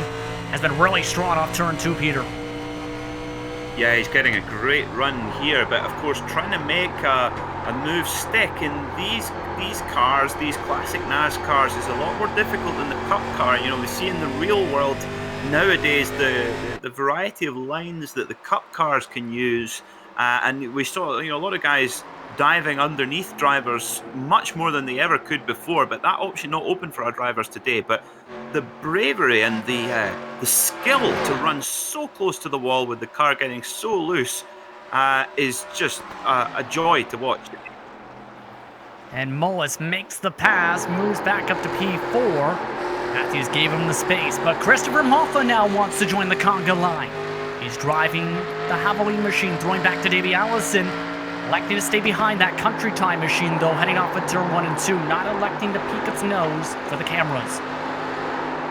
Yeah, the 46 of Mullis there are doing a perfect demonstration of what the supposed modern-day cup car dive up the inside. He said, "Yo, you want to see some of that? I'll show you guys if you want to see it." That was a brilliant move there from the 46 of Mullis, and he was able to dive up the inside of the 51 of Matthews, but hardly lost any momentum there, Justin.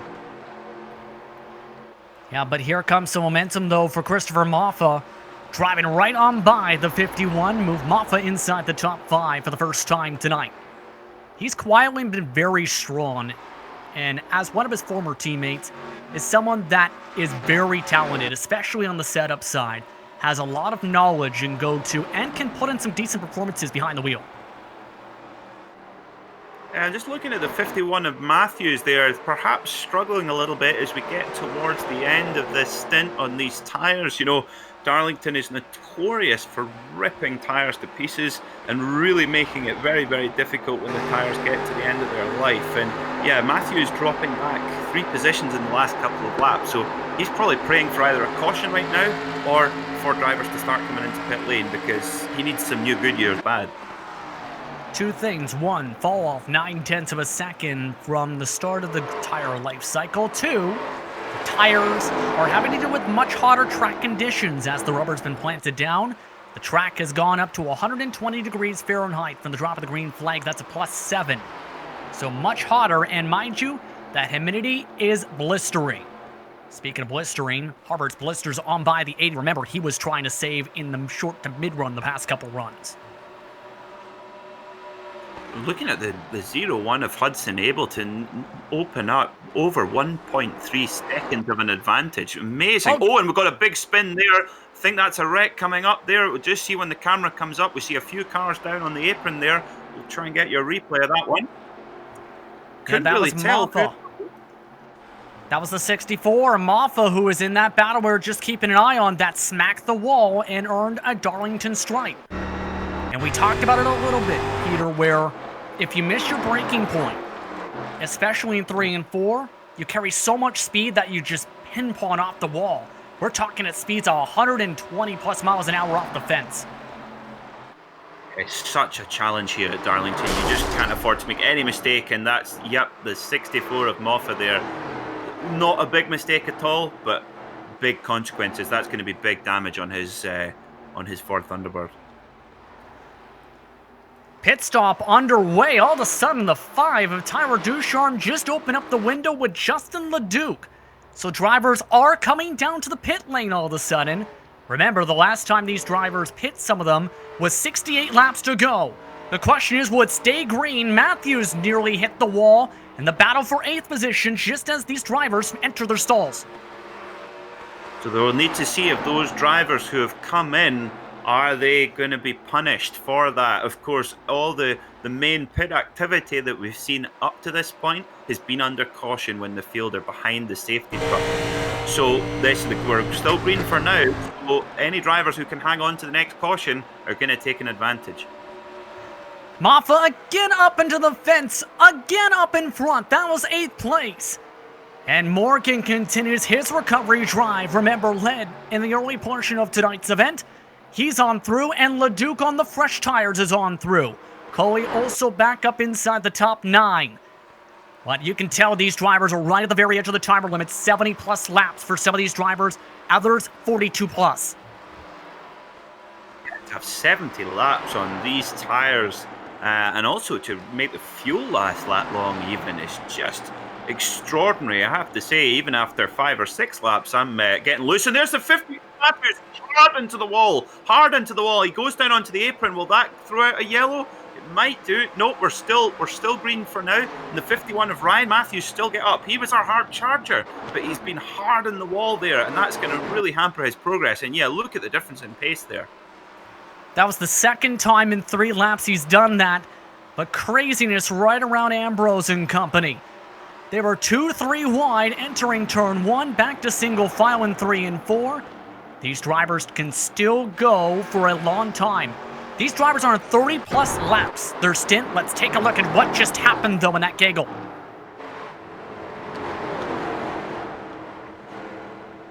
Yeah, the 51 of Matthews there having to pull. Very, very well done there. Caution! We had damage.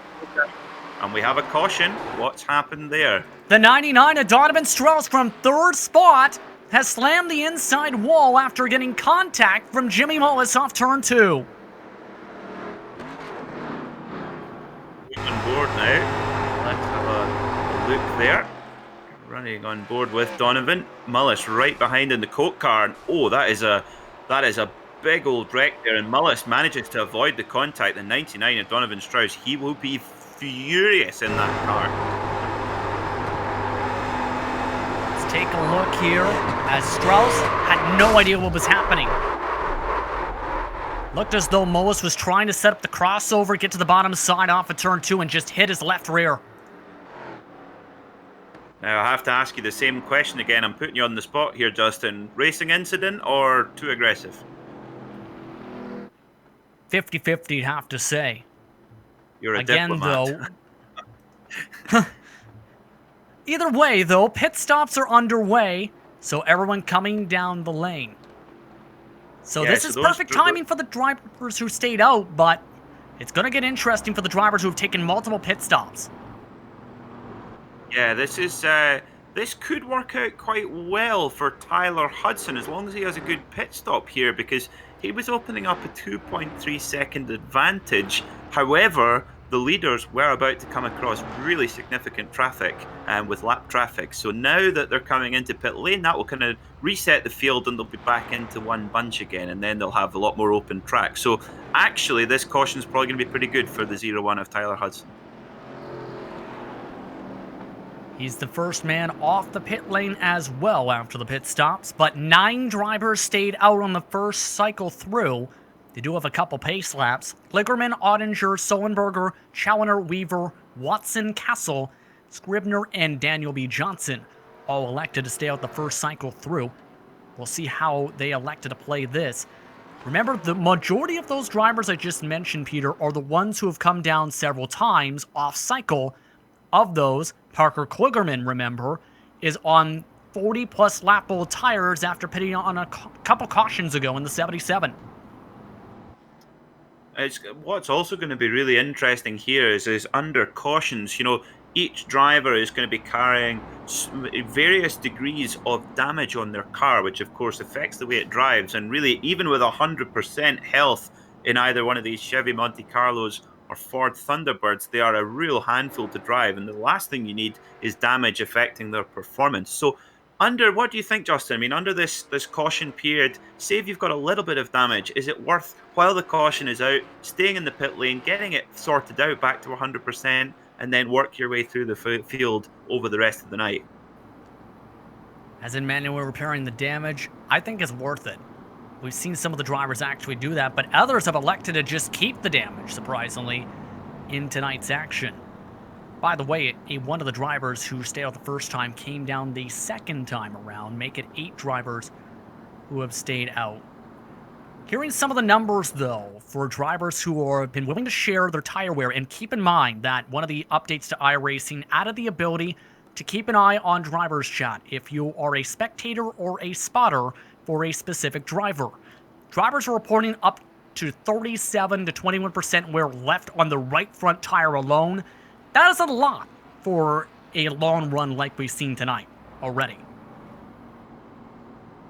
That's going to make these cars a proper handful, I guess, over the length. And there's been quite long gaps between cautions, Justin. And but as we know, cautions breed cautions, and we saw a little spell of them earlier on. Now, with the 0-1 of Tyler, he's going to be back in the pack here a little bit because we've got a few lap cars in front of him to get through.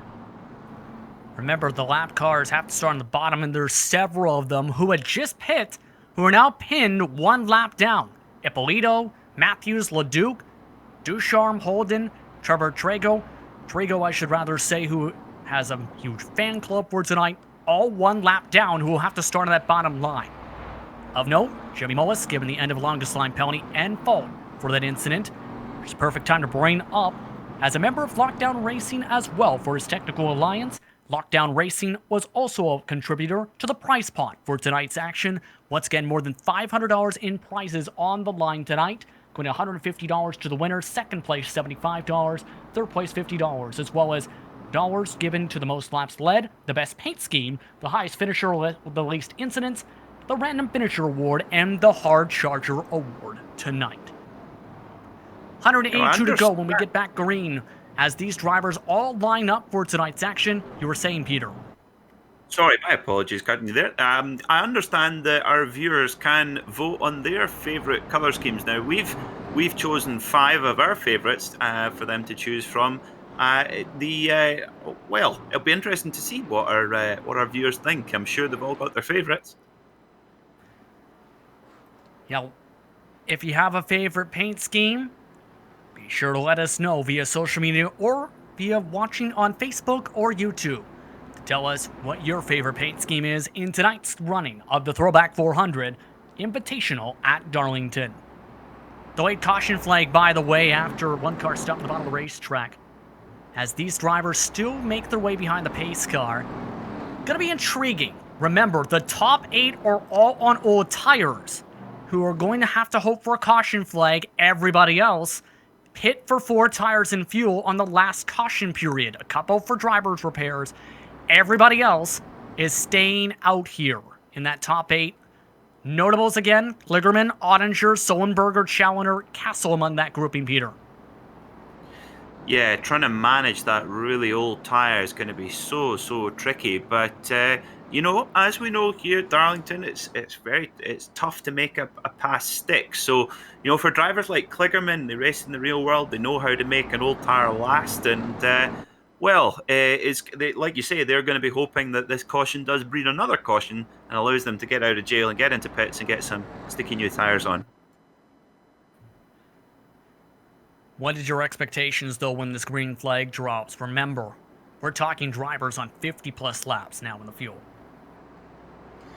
Well, as we say, it could breed another caution. If you've got cars that are so different in pace and the faster cars trying to make their way through, we know that can be a recipe for more action. We might see a few people getting their Darlington stripes, but here we go, Justin. Pace truck is off. Parker Kligerman, for the first time tonight, controls the field. There are several lap cars on the bottom side as well. The 77 brings us back to the green flag. Here we are at green flag racing, 112 laps down as we head, and look at the cars now going 3 wide, of course, going into turn 1. That's a little bit different, but look at this, right on the very cushion there, on the edge of the wall. But it's Kligerman in the 77 old tyres are not able to be holding on to the lead for now. He's got the 0.5 of Ottinger behind him, one of the Coca Cola NASCAR racing iRacing drivers, sponsored by Logitech. There you can see it on the hood of his car. But Kligerman and Ottinger making a little breakaway here. Ottinger, the winner of the Dover race earlier this season in the eNASCAR Coca Cola iRacing Series, part of William Byron Esports, looking to take the lead for his first time. Had to qualify his way in, showing the back front nose to the back end of Kligerman, not electing to pass quite yet. Well, you couldn't even put a Winston cigarette paper between those 2 cars there. So close, and running absolutely safely as well. Some really good skill from Kligerman and Ottinger. And of course, William Byron last year in the Southern 500, he ran his familiar 24, but running the City Chevrolet from Days of Thunder. One of my favourite movies, actually, Days of Thunder. Such a wonderful movie, absolutely. Some of the biggest scenes, of course, coming at Darlington for that first career victory for Cole Trickle. Side by side for the race lead. Ottinger shows the nose. Kligerman lets him go. The 0.5 to the point for the first time tonight. Yeah, we saw the 0.5 of Ottinger was one of our drivers who had to pre-qualify. As we said, we had so much interest in the race that we had a very high profile off-air qualifying session to make the show, and some quite high-profile drivers not getting an entry into this race. That is the standard that we're looking at here. And Kligerman in the 77 and the 05 Ottinger and the 7 of Challoner as well, proving exactly how high a standard it is here. And the crazy thing is, the drivers on fresh tires indoor who have just came down for fuel in the last caution flag, they're running dead even pace at the moment compared to the leaders at the moment. That's because some of them are stuck behind Landon Castle. We haven't mentioned the 89 machine's name much tonight. The blue emo machine was very impressive in the Pro Invitational Series. Landon Castle in that 89 machine just let a couple drivers on fresh tires go in Hudson and Novak, but trying to hold his own starting in 24th. Yeah, he's just slowly made his way up the field there, not taking many risks. And do you know what? His race car looks nice and neat and tidy, doesn't it, Justin? His Chevrolet. And of course, this is a man who's finished 4th in the famous Talladega 500. 30 years old now in the number 89. And he drove the 00 Chevrolet Camaro in the Bojangles Southern 500 here at Darlington last year. On social media, he talked about how excited he was to be able to drive this car tonight. Said tire fall off on social media, specifically 2 seconds. And if you run too hard, they tend to let go. So far, tires holding fairly firm on the 89. Being able to keep inside the top 10. Keep in mind, though, that Connor Hale is slowly closing in the 98, who was one of the quickest drivers in the short run early on tonight. Now here in Scotland, we're going to the lead. We're going to the lead here of Ottinger, the number 5. And wow, Ottinger really showing his credentials, running so impressively here with the 77 of Kligerman here, Parker Kligerman, and the NBC TV star. Absolutely extraordinary driving here, running so close to one another, right up to the wall. And that's the 5 car there. That's one of your favourite paint schemes, isn't it, Justin? Yeah, especially with JDR Graphics following the scheme of the Throwback, specifically by following the branding of the old style while making a unique spin on it and following the still modern patterns of that respective car. They've done very well. However, remember, that's the first driver, 1 lap down. If he wants to get back on the lead lap, of course, in the 1980s, you had to try and pass the leader, and right now not able to keep up with the pace quite as much compared to the top 2. I'm surprised, though, at how well these drivers have done up the front who stayed out on the different cycles here compared to the others who spent 22 seconds, mind you, last caution flag, in for pit stops. Yeah, you're absolutely right. It's such a surprise. You know, Darlington is notorious for tearing up tires, and they just don't seem to be letting it bother them. They're really just driving with the feel. So we're going to go back to P12, the number 80 Harberts here. That wonderful Miller genuine draft car. I think he's in the 80. I can't quite tell on screen here. We're just going to the high camera now as we head over the start-finish line to start lap 123. The 80, my apologies, in that lovely gold car there with the red scheme. Sorry, it's the 39 that is the Miller car. My apologies there, folks. I can tell you that Miller is definitely a beer because I have drunk it, unlike the Skol Lager. Yes, indeed. Yes, indeed. That car, one of the drivers who stayed out, and it's been tough sledding for Johnson already, falling back to 14th. And many drivers have already been finding their ways on by. You can see right here just how much more on throttle time the drivers on fresher tires are able to get. Yeah, seeing the number 27 car of Leduc there, just pulling down to the low line and letting the faster cars by. Of course, the 27 car running a little bit further down the pack, so just keeping it sensible, keeping in the show, not getting involved in any silly wrecks. Now, Justin, tell me, Blue Emu is something I don't recognise from here in Scotland. What do Blue Emo do? What is their business? Well, Blue Emu is a tropical pain reliever, specifically that ends up helping with healing with injuries, etc., that you can put on your said body. That sponsor has been very active in the esports community the past few months, with Landon Castle especially. They're huge supporters of that 89 machine, its respective driver.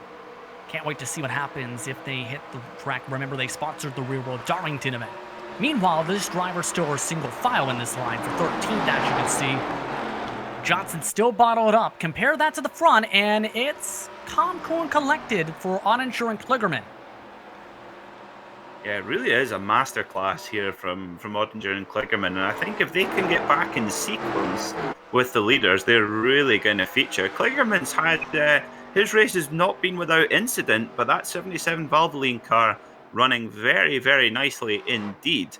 So as long as he can get back on sequence with the leaders, with the guys like Hudson in the 01 car and Novak in the 90, I think he's going to be in contention for the win here, Justin. Potentially, especially with the track position game being so vital. Challoner, remember, is also in that grouping. Here's the downside. Last time by lost half a second, the 7 of Challoner. And closing on in is Justin Weaver in that grouping we just referred to, just a bit behind. Weaver and their 3/10 quicker. Let's go on board and listen. On board now in the Moby Dick's car here, following the Zerek car. In the number 7 here, getting a good draft here is Justin Weaver. Is he going to dive up the inside? Let's have a look. No, thinks better of it. Just running so close to the wall here, right on the quarter panel there of Challoner in front. By the way, up in front, you may have seen a car skinning around. That was Kligerman for the 3rd time tonight, smacking his right side door in the turn 3 apex wall. Kligerman right on schedule. About 20-30 laps into a run, has smacked the wall each and every time around that point. That has allowed them to close in a few tenths. However, Kligerman is still about 3 seconds ahead of this battle, where Weaver now looks to close on it in. Keep in mind he's on the same cycle as Challoner. That, however, is 16 lap fresher tires for Moby Dickey's A Bar, based on Tennessee, sponsored car. Now that is the sponsor you want, A Bar. I was doing an interview. Yeah, we're going back with our 112, our former leader of Morgan there, making his way through on Landon Castle in that blue Emu car. So, hoping to. Nearly getting in the wall there, but let's see what happened there. That was very, very close. Looked like wheel-to-wheel contact. Sullenberger and Castle just in front of them. There was nearly contact. All as they tried to drive around Mike Watson. So 2 different groupings of cars nearly had disaster strike. The 33 is Sullenberger, losing tons of time after he also had trouble in turn 3 entry and is letting everybody go. So some of the different strategies are starting to overlap and collide with vicious results. Vicious hit to the wall for Watson. Stu Green as everyone darts around the 15. How in the world did they miss him?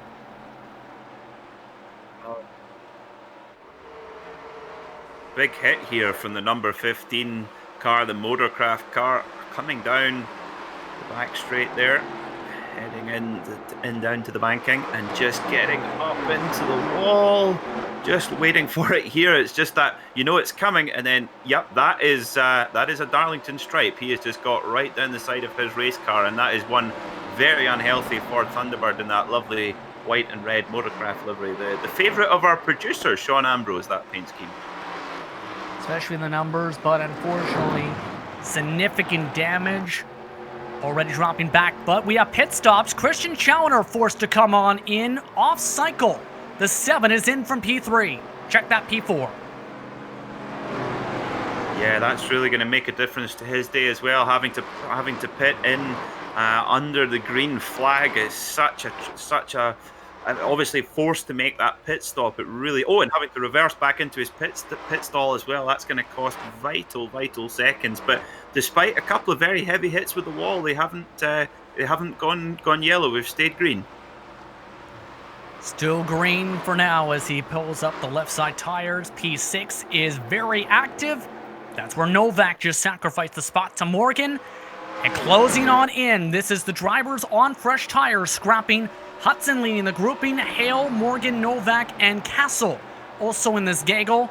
And contact! Morgan runs over the back end of Hale. What a save for the 98! Unbelievable car control there from the 98 of Hale. Now, viewers, if that looked like just a small moment, I can tell you that really wasn't. That's a big race car to gather up on the high bankings at very, very high speed. That is an incredible piece of car control there on the 98 of Connor Hale. Take a look on board and just look at how much wheel was put in. This is the quickest I've seen this new driver model go in terms of motion right about that contact.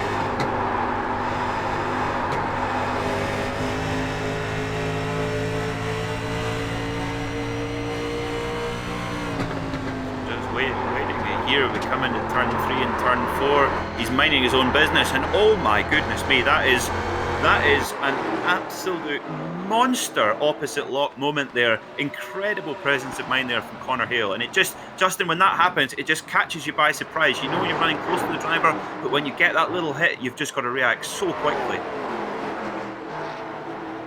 Hale still keeping going though. Kligerman has come into pit from second position of note. They'll also drive by Weaver, who is very slow on the bottom of the racetrack. So the 77 is in. That leaves Ottinger spin in the backdrop. Spinner off on the racetrack. Still green for the time being as we are still going.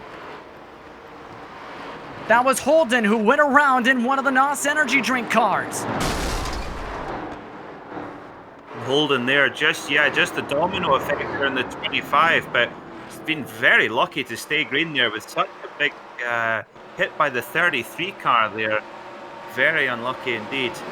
Just a little bit of a domino effect. But the Holden there, his nickname is the Commodore, of course, named after the Holden Commodore V8 supercar down in Australia. So there's the 25 NOS car getting spun around, but we're still green, and that is not good news for Parker Kligerman. Parker Kligerman looking out his side window, seeing that accident going on, he would have really liked a caution with him in pit lane. Mind you, he's just coming out of the pit lane, the 77. It's been a disastrous run for the 33. P2, though, that's still Hudson versus Hale. That's eventually going to turn into the race lead when Ottinger has to pit for fuel. That 05 trying to hold out as much as he can. This is currently 10 seconds back of Ottinger with all the battling. And look at the 89 of Landon Castle in 5th position. Like you said, Justin, we've hardly mentioned him in this race, but he has just slowly but surely, quietly moved his way up into contention in that blue Emu car. So no big hits in the wall for him, so no need to take that blue Emu medication to ease those bruises. And look at this, we're getting a great grandstand view here from our honorary cameraman here, the 89 of Landon Castle. He's right behind the 112 of Morgan, and this is turning into a really hot battle now. And that Superflow car, the 98, well, even after that big moment, still running up the front, very strong. Remember, Castle currently now on lap 80 of a stint. Hale electing not to make the pass at the head of the group. Currently, these drivers are now running 3/10 quicker than the race leader in Ottinger, and Hudson leaves the bottom open. Here comes Hale. He takes over the net race lead. Morgan to the bottom now for P2. To Connor Hale, his 98 Chevy is an absolute rocket right now. He's made up so many spots in the last couple of laps and cutting through the fastest drivers of the day so far. And Tyler Hudson getting involved in a lot more traffic than he was used to prior to that last caution, where he kind of had the racetrack to himself, but he's really having to smarten up here and get his elbows out. This is proper good Spinner racing on the back straight away. Matt Holden nearly brought out the caution flag. We noted the trouble in 1 and 2 out of 3 and 4 the last few laps ago. Holden nearly spun it around and brought the caution again after smacking the wall and doing a 360 in the middle of the racetrack. Luckily, no one was around him. He'll join Ottinger in the pit lane this time by. Ottinger gone as far as those tyres would possibly go, but interesting you were saying, Justin, how some drivers have been experienced tyre blowouts here with some of the tyres, not being able to take up the punishment of Darlington Raceway. Now, we've got a very high temperature in sim today around Darlington, racing at very high speeds. None of the drivers have seemed to have run into those problems yet. Is that just the ability that they have to manage the tyres? Well, that and a lot of drivers, remember, have been very conservative on their tyres throughout this race. If you reach 0% on any of the treads of a tire, you will blow it. We have seen that happen in eNASCAR competition. For comparison's sake, tire compound very similar to what the Cup cars have on iRacing of note. But to keep track of where your favorite drivers are, be sure to go to GSRC.tv to keep track of pit stops, where your favorite manufacturers are, where your favorite teams are, and more. For tonight's coverage of the Throwback 400 Invitational at Darlington, presented by Dynamic Autosports. Currently, it's Hale up in the race lead. Morgan, Castle, Hudson, Novak round out the top 5. What a run for Landon Castle after struggling in the first half of the race in his Chevrolet Monte Carlo. And look at that, the 05 of Ottinger and the 77 of Kligerman going a lap down as well. So they'll really need to work hard to get back up the field. And Landon Castle in pit lane now, the 89 car, he's been making his way up the field. Caution! Can't make those tires run any longer, but he has a caution. That could be perfect timing for the 89 as the field gets brought under control under the yellow flag. 39 is the cause. 39. Contact with Jason Miller in the 73 down the back. And the trouble spot at the end of the life cycle for some of these tires has been corner exit turn 2. And it was a rough one for Miller so far. Smacked the wall and collected Johnson.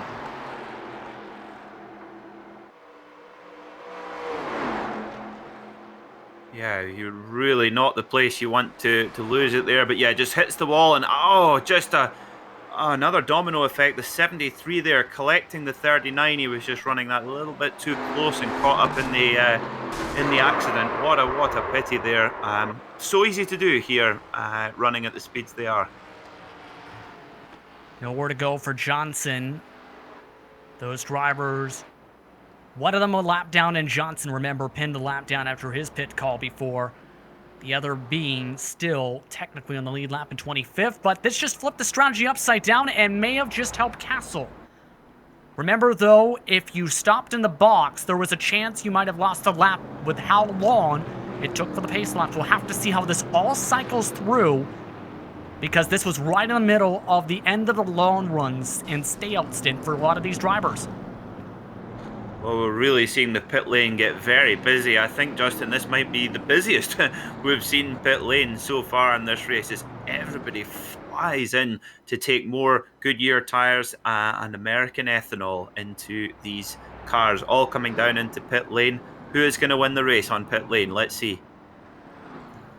And it appears Landon Castle did indeed roll through. As these drivers are coming in for tires, Castle's still on the racetrack for the time being. Who's going to win the race off pit road is the question after this mixes up the strategy and then some for tonight. Off and away goes some of the cars to the inner end of the lane. Novak still in the checks. It's Connor Hale. Comes out first. Morgan Lambert up to P3, net P3 with Hudson and Harberts rounding out the top 5. We'll take a break. When we come back, more racing coming up from Darlington Raceway.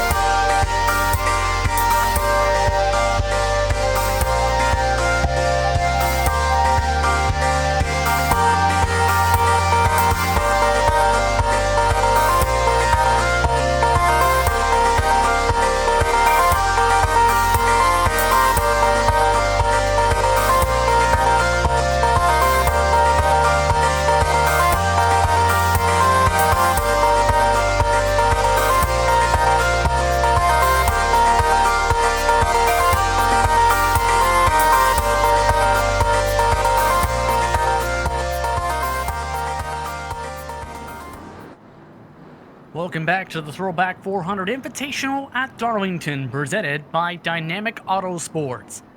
As we are getting ready to get back to green, one stopper on the field from here. The question is going to be how the strategy and the tires play out. Of note, Connor Hale is the leader. Morgan, Lambert, Hudson, Harbert round out the top 5. Also, one driver we can confirm has no longer any faster pairs. That is due to nature calling. For the 90 of Zach Novak, he's in P10, has kept the car clean throughout the race today. Pace truck is off, about to get back to racing. 143 laps to go from Darlington. Multiple different drivers on the tail end of the lead lap. In front of the leaders, we're back to green. So here we go then at Darlington. Let's see how this is going to fan out. We've got most of the field now, all kind of evened out on strategy. This is going to be fascinating to watch. I think you really got to watch out for that 98 Superflow car of Daly, because he was fantastic in the latter part of that stint, and I think he's one to watch as we go into the next phase of this race. And one of the things that people seem to forget about this time sometimes is the fact that if you pit and you're on the tail end of the lead lap, you start in front of the race leader. That was the case for Kligerman, Challoner, along with Brandon Puglia, as well as a couple other drivers. So the leader wasn't the control car at the start as a result. Hale is now marred in multiple cars of traffic, so is the rest of the pack behind some of the drivers on older tires, as you see. And as we saw in the last time, that really can cause issues. You just need one car to just check up and just lose that little bit of momentum, and it can cause a massive domino effect, as we see one of the cars there just dropping back towards the field. Now, sometimes it can be in your interest as the driver to really work together with those around you. So if you're a little bit further down the pack, but you can run the pace of those around you, and you can benefit from their pace by kind of hooking in behind them and using their draft, and also just following their line, that can sometimes be better than throwing blocks and trying to slow them up. Absolutely. Lots of drivers electing to be patient here. Trouble for Jake Bryan. He slammed in the inside wall. The Kodak machine now way behind the leaders. No caution flag. That was way off the racing surface after contact with Mullis. Oh no, that's one of my favourite cars on the track in its paint scheme, but that paint scheme has just been given a big old Darlington stripe down the side of it. But you know what? Some people might say that gives it a little bit extra prestige, and yeah, just runs it right along the edge of the wall there in that number 4 car. And oh yeah, and then contacts the 46 of Mullis as well. Mullis might get a bit of damage there in the 34 car as well. And whoa, is that pulled out of caution? No, it has not, because it was off the racing surface. Look at Mullis. No idea what's happening beside him. Bam! You can see how much the right front hood was pushed up. Yeah, that's going to affect his race car, and that's just not what he wanted, just after a caution. That's such a pity for the 46 of Jimmy Mullis, who's had some strong showings. And do you know, Justin, he was, it wasn't as if he was running door to door there. He was giving plenty of room there down on the low line, but he just got swiped. Still under green, though, with that 137 to go. Change for position moves Lambert up to 4th. He's quietly a strong driver. Compare that to some of the others who are your early front runners. Donovan Strauss is in a gaggle with Novak in 8th through 10th right now. That last car in the grouping behind them, Justin LeDuc, is a lap down. I was just seeing the number 3 car there, the Goodwrench car. It's not a throwback, that's a throw forward, because of course that's a kind of late 1990s livery, of course, with the late great Dale Earnhardt, the number 3 Goodwrench. So it's a 1980s car with a late 1990s paint scheme. Very cool, changing it up. Just at the very edge of the decade, the 1980s, that three machine took the Eugene Goodrich colors. By the way, T-Hud, he's currently trying to fight for second position. Hold on and away from that 4th place car of Lambert. And he's one of the quickest cars on the track. Outside of the leader, he was inside the top 5 for fastest hot lap. I'll tell you what, Connor Hale in the 98 really working that car hard.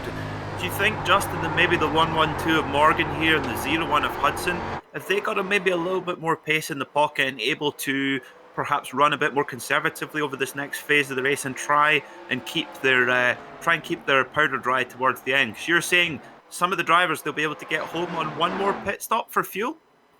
Based on the stints we've seen of 80 plus laps, when you do the math, we were under 160 to go. You can make it on one stop. It's the question, though, I think, Peter, of will the tires make it that distance, and will we stay green that whole entire stint? Because any caution will flip that strategy upside down. Remember, many of these teams have been saving their tires a lot of times throughout these caution flag periods as Lambert moves up to P3. Yeah, it's going to be fascinating to see as, oh, look at that. There's the 5 car in the wall, and with 98 of Corner Hill right behind, that was very, very close to taking our leader out of the race there. But yeah, I think, Justin, the race on pit road's going to be really, really, really important. We've got 130 laps. We'll just catch a replay of this little incident here with riding on board with our leader, Corner Hill, in the 98 car. Number 5, JDR graphic car in front, just slides wide and just gets into the wall, and oh, very close indeed. That Corner Hill can breathe a sigh of relief there. But no, I think with 130 laps to go and only one stop required for fuel, but perhaps more for tyres, I would say that we are going to see at least one more, maybe 2 cautions left in this race. That means that our drivers can mix it up and actually not fully fill up with fuel to try and save time on pit road, and crucially get that track position. Take a look at what's happening, though, behind the 80 machine of Harbert's. This is Cooley lined up with Briar LaPrade, who is now in the running for Hard Charger. He is plus 20. Your biggest mover overall is Derek Robinson, who is behind this battle by a little bit for P6. But they have been fighting very fiercely between them, Strauss, and Novak to try and gain time and cut back to the field. Yeah, it'd be great to see that 69 car Robinson get a good finish. Of course, it's just a couple of weeks after the 3rd anniversary of the passing of the late great Nicky Hayden, Kentucky motorsport legend, and great to see him running that 69 car. And Nicky's fiance Jackie was running 69 kilometers cycling 69 kilometers in remembrance of Nicky. So it'd be great to see the 69 Robinson get a good finish. Now, right now, that car, by the way, is in 13th. It's one of the blue cars you see in the backdrop about half a straightaway behind. Harbert's, though, still holding on to the top 5. Here's a look at that 69 specifically. Just running in line with one of the other GM Goodrich machines. That is Don Stevenson, who also had to qualify his way into the show tonight. Now, you mentioned the paint scheme being a year or two early compared to the 1987 car. Remember, GM Goodrich jumped on board with the chromish numbers in 1988 before taking its iconic look in the 1990s. That's we're playing the generation game here, Justin. But of course, I think, of course, in Scotland, NASCAR is very much a long way away from where we are here. But even then, everyone knows Dale Earnhardt, and everybody knows the number 3, and everybody knows that black GM Goodrich car. That just shows you how much of a legend he was. Was let on by Stevenson. Meanwhile, up towards the front, Lambert's been coming, and he's the man who's driving with the chrome numbers we were talking about. He was able to pass by Morgan a couple laps ago. Lambert, one of the quickest cars on the track, despite being very quiet throughout the day. And remember, Morgan had a loud start to the race before he smacked the wall and brought out a caution flag. He certainly did. He had a big incident, and I think hopefully nobody's remembered, but I'm going to throw myself under the bus here. I said, oh, he's out of the running for this race. How silly was I to say that? Because he is right back in it, and just with that fast repair, it's got him back into the race. So we're riding on board with our 112 car of Morgan. Black and green gloves here, very cool, matching his paint scheme. Started in 5th position, now in 3rd. His best lap of 32.852. And do you know what? To me, Justin, the body language of that car, it looks like he's running pretty comfortably there. Just keeping his energy, keeping his tyres, crucially, maybe saving a little bit of fuel too, just to keep his car in good condition before the end of the race. For Devin Morgan, based out of South Carolina, they call him, in fact, funnily enough, the outside outlaw. And remember, he was one of the first drivers to get the outside line to work for passes today. In real life, up and coming with over 200 career victories in his World War career, multiple championships, including 2 Daytona Dirt World Championships, a couple national championships, and now continues to rise on dirt and pavement. Caution flag is out. That's Trevor Edwards, the spotter for Christian Chowner, going around. Don Stevenson also collected. So let's get a replay of what happened there. That's the Crunch car we're looking back at now. So hopefully not having to retire for some candy and ice cream now. Sorry, Munch car, not Crunch. As we head up onto the banking and, oh, big hit there. That's a huge one. And then comes into the path of, oh no, that's the 69 of Robinson. Oh no, that was so unlucky. Oh, now, this will be interesting to see who stays out and who goes into pit lane now, as we're really getting close to that window before the end of the race. And, oh, that's not what you want to see on board there for the 69. What a shame. But last thing on the 112 car there, is of Morgan. His favourite movie is Days of Thunder, and you've got to give him big bonus points for that. Now, field bunched up again, 122 laps to go. And with this, it's going to make things interesting. A couple drivers get their lead lap back because the caution too, in theory. Parker Klugerman, among those drivers. Christian Chowner staying out this time to get a lap back as well. Those drivers all looking to get back into the lead lap situation. Remember, they were at the tail end of the lead lap last caution and restart. Others are also mixing up the strategy here too with the errors covering in the pit lane. Lambert, Novak, Pataska all stayed out.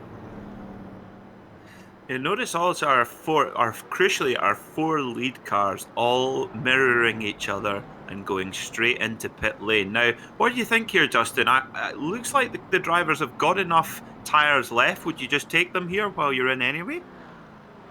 I think that's the thought process they're taking here because, remember, from here they can basically split up the run if it goes to green 60 and 60 in theory, or 55-55. The others who stayed out, they're on 24-plus lap old stints alone. Yeah, and we've been seeing some pretty significant green flag running, even when there's been a couple of little incidents that it's not been so sensitive to the yellow flag. Sometimes you see in races where just the slightest incident can throw a yellow flag in, and therefore a caution period behind the pace car. But we've seen today that we've had long green flag running, which is great to see, but it really reduces the options for our drivers on their strategy. Moa's electing to get damage repair done. That's why he's sitting inside the pit box. Others still being battered and beaten on this track. But your current race leader now is Josh Lambert. He's currently in front of Novak, also staying out Pataska, Alan Pajari, who's a part of Dynamic Autosports as well. John Ambrose in 5th, Scott Taylor in 6th, Samuel Rauch, Alex Scribner, Landon Castle, Joshua Campbell. Round out the top 10. All of those cars stayed out this caution period. And a few drivers are saying they barely even used up the tires, mind you, in those 20-plus laps on that stint. Only about 20%. That's interesting to see, but yeah, so they can go a little bit longer. Look at that, Lambert 13 places up and Pajari 19 places up. But look at that, Taylor 30 places. So there's been some real movers and shakers. I was just going to say that, Justin. It is just impossible to call this race. We have seen some standout drivers, but my goodness me, it is just this turning back and forth and just impossible to call. Yeah, right now in line for the Hard Charger prize, Scott R. Taylor from Flint, Michigan. Favorite iRacing tracks, Michigan and Rockingham. The Michigan regional driver currently in that line. Second is Scribner. Of note, though, with the 51 machine, driving the Exxon machine. That is one of the Days of Thunder throwbacks. That car has been involved in several incidents and is also having a chance to gain some more spots as you take a look at how much that car's been beaten up in front of Landon Castle. Now, that's you could probably say in simple terms, in movie terms, that was a baddie's car, wasn't it? That was Cole Trickle's arch nemesis, wasn't it? Yes, indeed it was. Roddy Burns. He Burns, yeah, and he goes and plays pool with him at his home after he's had the big accident. Is that the same one? Am I thinking of? Yes, indeed. The thing Great, is, though, great with that, film, classic. the interesting thing is, too, the exact number font from this car. You see it a lot now, too, in Kyle Busch Motorsports' trucks as well. Also took inspiration for the nickname from Rowdy Burns to be called Kyle Rowdy Busch. Rowdy Bush, yeah. Now, tell me, Justin, as you're an expert on such matters, tell me, why is it that Kyle Busch is so good in a truck? That is a very complicated and 1 hour long question. I don't know if we can get too much in the details, but at the same time, you have to remember one of the top truck teams he owns in the Ganders Outdoor and RV Truck Series, and also looks to develop a lot of young talent, but also puts a lot of pressure in winning. And remember, when he jumps in that truck and wins races, that helps fund the whole program for the whole season. I see, and of course, Parker Kligerman, running in this race, won a truck race back in 2012 at Las Vegas with yeah. So it's there is a connection. So we're not digressing too much, but he's obviously Kyle Busch. He's just a big winning machine, isn't he? I have to say, I'm a big fan of the paint schemes on Kyle's cars, the M&Ms. I love that. I love those paint schemes. Most recently, Kligerman, by the way, won in 2017. That's at Talladega. But we're about to get underway once again. Back double wide with multiple drivers on the bottom side, laps down. Lambert brings them to the green flag this time. Pace truck is off. The GM Goodwrench Chevrolet Monte Carlo about to bring us back to racing 118 to go from Darlington. Green flag then as they head over, and it's green flag heading over the start-finish line as 176 laps gone. And look at trouble! Tyler Hudson there, breaking Trouble down in to the the middle low of the side. corner. This could be huge. Oh my goodness me, gathering a big amount of the field there. I wonder if Tyler Hudson made it through there because he went down to the low line, perhaps to avoid that trouble. This is calling out another caution, so you never know, Justin. You might get time to explain to me why Kyle Busch is so good in a truck. Either way, contact with third place Dallas Pataska and 34th place Joseph Yakes brings us back under caution and several lead cars collected. John Ambrose is in it. Multiple others also spinning. Others like Hale just avoided it. Matthews was collected. Hudson barely avoided it. So the Solo Cup car causes the caution flag and takes a lot of fast cars with them. Yeah, so on board with Dallas Pataska, the 20-year-old from La Crosse in Wisconsin, and oh goodness me, that's a big wreck there into the wall here at Darlington. But we're back into we're looking at the restart now. So as we say, cautions breed cautions, and what we mean by that, it's so easy for when the cars are in a bunch to get into a big wreck like that, and that's exactly what happened there.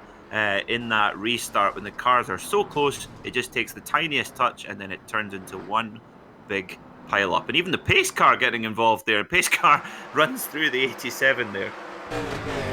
Insult injury, but look at what happened to John Ambrose.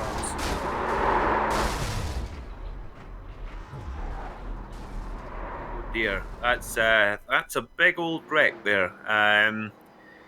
As our Ambrose now in pit lane, he had to take the tow straight away, and perhaps has already used his fast repair because he's sitting there not going anywhere in a hurry. Yes, he has used his fast repair, so he will be in pit lane for some time. His goal tonight was to finish, and considered it a win if he did finish. John Ambrose said earlier today, with 43 drivers who want the same thing in mind, to win. Said he would be lying if he said he didn't want to win. The goal was top 10-15. Where that caution flag happened, he was in the top 10/15 with the incident. But now this makes it intriguing again. That just took majority of your staying out cars with you last time. Now 7 drivers on a massively different cycle. Lambert, Novak, Pajari, Taylor, Samuel Roush, Alex Scribner, Landon Castle. All staying out again this caution flag period. So, did my eyes deceive me, or did the 0-1 of Tyler Hudson just come out of pit lane, or did I see another similar coloured car? That was Jason Miller coming out of the pit lane in a similar car in the 73.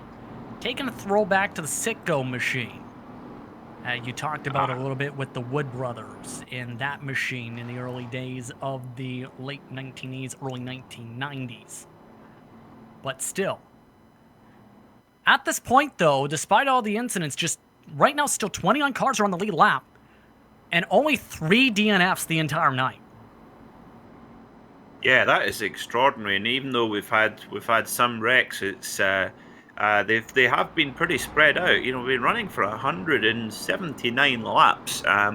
It's been a fantastic quality of race, really good competition, really close racing, and do you know what? We've seen no funny business either. We've seen no over aggression. It's been very respectful, but very close at the same time. And as race fans, and we all are watching this, race fans, it's brilliant to see that respect between drivers. Absolutely, and when you give respect to your fellow competitors, the respect's given back. By the way, we keep on mentioning the hard charger. I think this one is very notable again. It's a 31 position game now for Scott Taylor, one of the stay-out cars, yes. But at the same time, it's been the highest the 95 and the Taco Bell car has been. Started all the way back in the 30s. At the drop of the green flag, tried to play it safe. Has taken a ton of bumps and bangs tonight. But his best lap, mind you, is right now still in the higher part of the field, in the 31s. Well, I think while we're talking about Scott Taylor, you know, he's very kindly contributed to the prize pot for tonight. So if he wins the Hard Charger Award, he's going to get some of his money back. He'll maybe be able to take everyone out to Taco Bell for their dinner once Taco Bell gets back open again. For some reason, I love the nature of the old logo for Taco Bell compared to the modern logo. It, especially today, actually feels more modern than the current logo, if I dare say. Well, Taco Bell can also be a very dangerous place. Of course, IndyCar legends Scott Dixon and Dario Franchitti, when they were going out to get a late night meal with their two lovely wives, and were held at gunpoint. And Scott Dixon's wife Emma, her purse was stolen, and the next day, team owner Chip Ganassi, the only thing he was concerned about was why his two athletes were eating Taco Bell.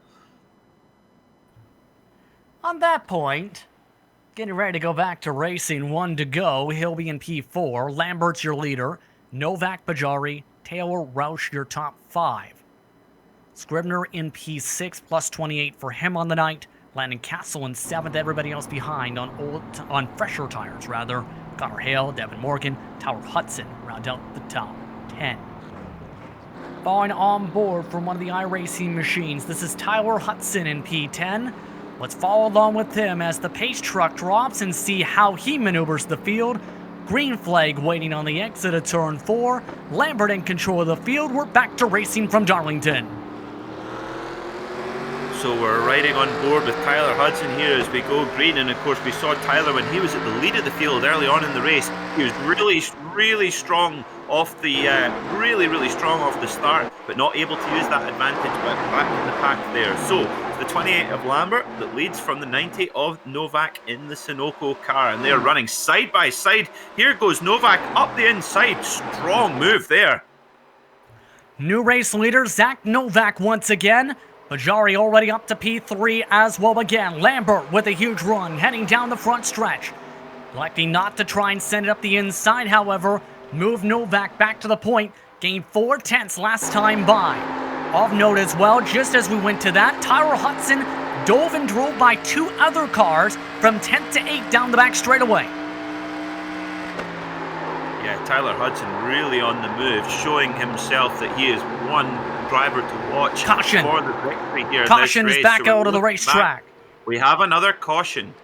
And it's a massive pile-up. Multiple different drivers in it. The 7 of Challoner, the 64 of Moffa. The 4 machine also involved, the Kodak car. It all started on the exit of turn 2. It's been a common denominator much of the time. This time Moffa is the man who slams the wall in the 64. collected by the 69 the Ford, triggering the caution and stacking everybody up like Legos on the inside wall. Get a replay of this accident then of Moffat in the 64. You're running up on the high line and just running high. The number 4 Kodak car there. Are they going to come together? That 64 car, yep, that is an absolute textbook example of a Darlington stripe there for the 64 car, that Haviline car, that little rub of the wall, and big. Now, is that Tyler Hudson being involved there? No, that again is the 73 of Miller, but look at this. Seeing the inside open, and it closes shut like a library book. Oh, what a pity. That is just the worst when you're driving along, minding your own business, and you're always driving. I always find when driving oval course races, I always get sweatier hands on the steering wheel because you're always you know that a wreck could be just around the corner and you know you've got to react to avoid it. And sometimes there's nothing you can do to avoid it. By the way, Challenger, remember, did use a fast repair earlier. Oh, now he uses it now perfectly. So this is why you bank it, everybody. Challenger now with a fresh car, and by the way, though, still deep down in the running order in the low 20s. Off and away he goes, not even taking tires with that quickie yellow flag. It's getting more and more smarter looking, though, for the drivers who stayed out here, Peter, with the amount of caution flags and keeping track position. If this keeps happening, they're going to end up being the lead cars because everybody else is going to eventually have to come down and get fuel. Yeah, exactly. You're spot on there, and it's I think, as we say, cautions breed cautions, and it's absolutely true. So I think if you're near the front, you want to really keep that track position as long as you can. We've seen drivers run pretty long on tires, more longer than I think we honestly expected. So yeah, it's going to be very interesting. I think if you've got that track position at the front, you've got less chance of being involved in a wreck, and a good chance to make the breakaway from the restart. By the way, the third place car last time by Alan Bajar, you may have seen him peel off the track, elected to take the fresh tires instead. He's currently making service on the 34. Remember, he got significant contact with one of the drivers ping-ponging off the outside wall of a turn 2 about 30-40 laps ago. But at this point, with approaching 100 laps to go here in the closing stages here, and still one pit stop to make it on fuel on the horizon, how do you play this as a driver, in your opinion, Peter, to be the man who takes home the victory tonight in this wild race? Well, that is the question. I think you've got to get the strategy absolutely spot on, and part of that is going to be judgment, and part of it's going to be just pure luck, really, because just if you get that, is being able to manage your tire and fuel load to get to the end of this race. You've got to be now counting back. We're now just about 100 laps from the end, so you're thinking, how long can I make the tires last? And it's anybody's guess how many cautions we're going to have, and the last thing you want to do is pit when you're under green flag. That is, if you do that, that is you more or less out the race now, I would say. Yeah, by the way, the top runners in this race have not had to make a green flag pit stop. Majority of the drivers at the tail end of the lead lap on these restarts in the bottom line, a lap down, a lot of them were put that way because of them having a pit. A Duke was an example. Couple others were also in that boat a few laps ago, even 50, 100 laps ago. It is possible, though, if you get put in that box to unlap yourself because of the tendency of these restarts. That's what Challenger did tonight. That's what Weaver's done. That's what Don Stevenson did at one point. That's what a couple others have done tonight. Yeah, you're absolutely right, and that's why everyone should definitely do not adjust your sex. Stay tuned in to GSRC because, well, we're not really going to know who's going to be in the real reckoning for this as we come down into the last 10 laps, and there's so much more to play out around this Darlington Oval between now and then. And of course, as you say, Kligerman, he was another guy, Parker Kligerman in the 77 Valvoline car. He was a guy who he was, as we say, crucially, the key word there is had to pit under the green flag. But he's not a million miles away either as well. And even if you're not in the lead lap right now, there's still a lot that could play out. So you never know. We might get a surprise winner, or at least a surprise contender. And the pace cars lights are off, so we're really ready to go green, Justin. To recap your top 10, Novak in first place. Lambert, Taylor, Scribner, Castle, your top 5. Tyler Hudson's in 6th. Connor Hale in 7th. Devin Morgan, William Cooley, Jacob Harberts round out the top 10. Also of note, double-digit position gains for 11th through 14th. LaPrade, Matthews, Pottinger, Dave Fudge Jr. among those drivers who have gained several positions. Well, the recovery drive is on for Mullis and Kligerman, down 12 positions each, 15th and 18th, respectively. Pace truck is off. Novak in control of the field once more. Green flag is out. We're back to racing again. So the number, look at that, the number 90 of Novak in the Sunoco car. He knows he's got to make a break. He's got to try and break away from the field here, and he has done. Look at that. That's the biggest gap we've seen of anyone in the lead. And look at that. He's straight onto it, using every last inch of this Darlington Raceway, desperate to break away from the 28 of Lambert. 3 wide behind them nearly, back to 2 wide. Lap traffic mixing it up with the lead lap cars. Scribner, the 51, is for 4th. Hudson for 5th, now moving up to 4th on the outside, while the drivers in front are in the 30s. Hudson able to find the first hole and moving up to P4. What a move! Tyler Hudson really had to make sure that the high line worked there, because he was boxed in, but he managed to maneuver that beautifully and get himself into the right position. Tyler Hudson has been so impressive in this race in that 01 iRacing car, and he has put himself back into the hunt for this race win. Still, though, everyone else on the lead lap behind him is in a bit of a box. Connor Hale just broke out of the box, William Cooley as well as Devin Morgan also breaking out of said box, but lap traffic is still in front of majority of them. That's Daniel B. Johnson on the outside line, and that's really bunching everybody up. Landon Castle's also been eating up like a fish. He's dropped up back about 5 positions from the green flag. This is getting really busy now, Justin. So many cars going 2 wide. Now, this is the most I think we've seen all race long of cars going 2 wide through the oval. Battle for the lead is on. More variety of more variety of lines there. And look at that, the 28 of Lambert. Now, for those watching over here seeing the 28, there is a massive 3, of course, the 3 of Dale Earnhardt on the side of that car, but it is the 28 on your screen, so try not to be confused by that. It certainly confused me. Indeed, but still, last time by, Lambert made the pass down the front. This time by, he'll lead the lap. 100 to go next time by. They have a 2-second gap to the rest of the gaggle of drivers. You can see the difference in lines in 1 and 2. Keep in mind, Taylor's still in 3rd, but Hudson is coming, and quick.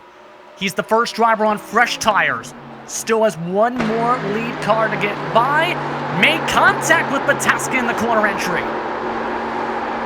The 90 of Novak there, absolutely leaving everything on the table there, just using every last millimetre of the track. And look at this big draft from the 01 of Tyler Hudson.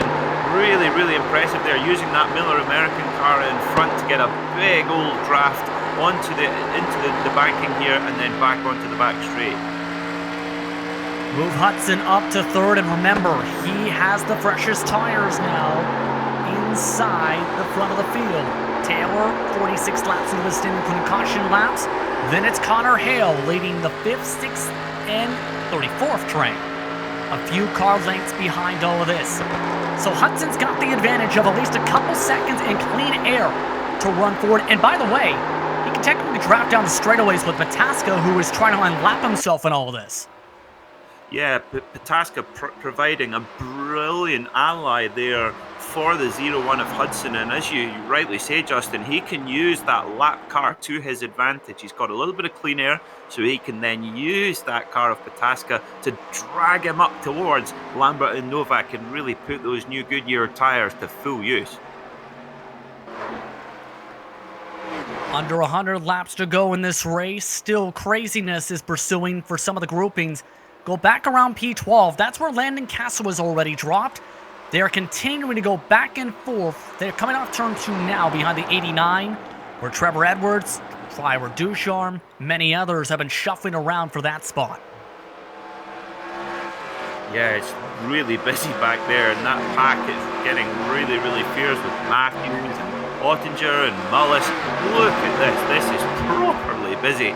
This is going down into the into turn 3 and turn 4. Fantastic stuff. Oh, and then 77 Kligerman is in the wall there. Kligerman really hard into the wall. I think he's kept the car straight, but Kligerman 77, he's going to cause a big problem for these cars behind now because he ran hard into the wall there. Very significant damage on the 77 and already trying to dime in the corner. Side by side in trouble. Scribner gets turned around. Still green. He crashes against the inside wall.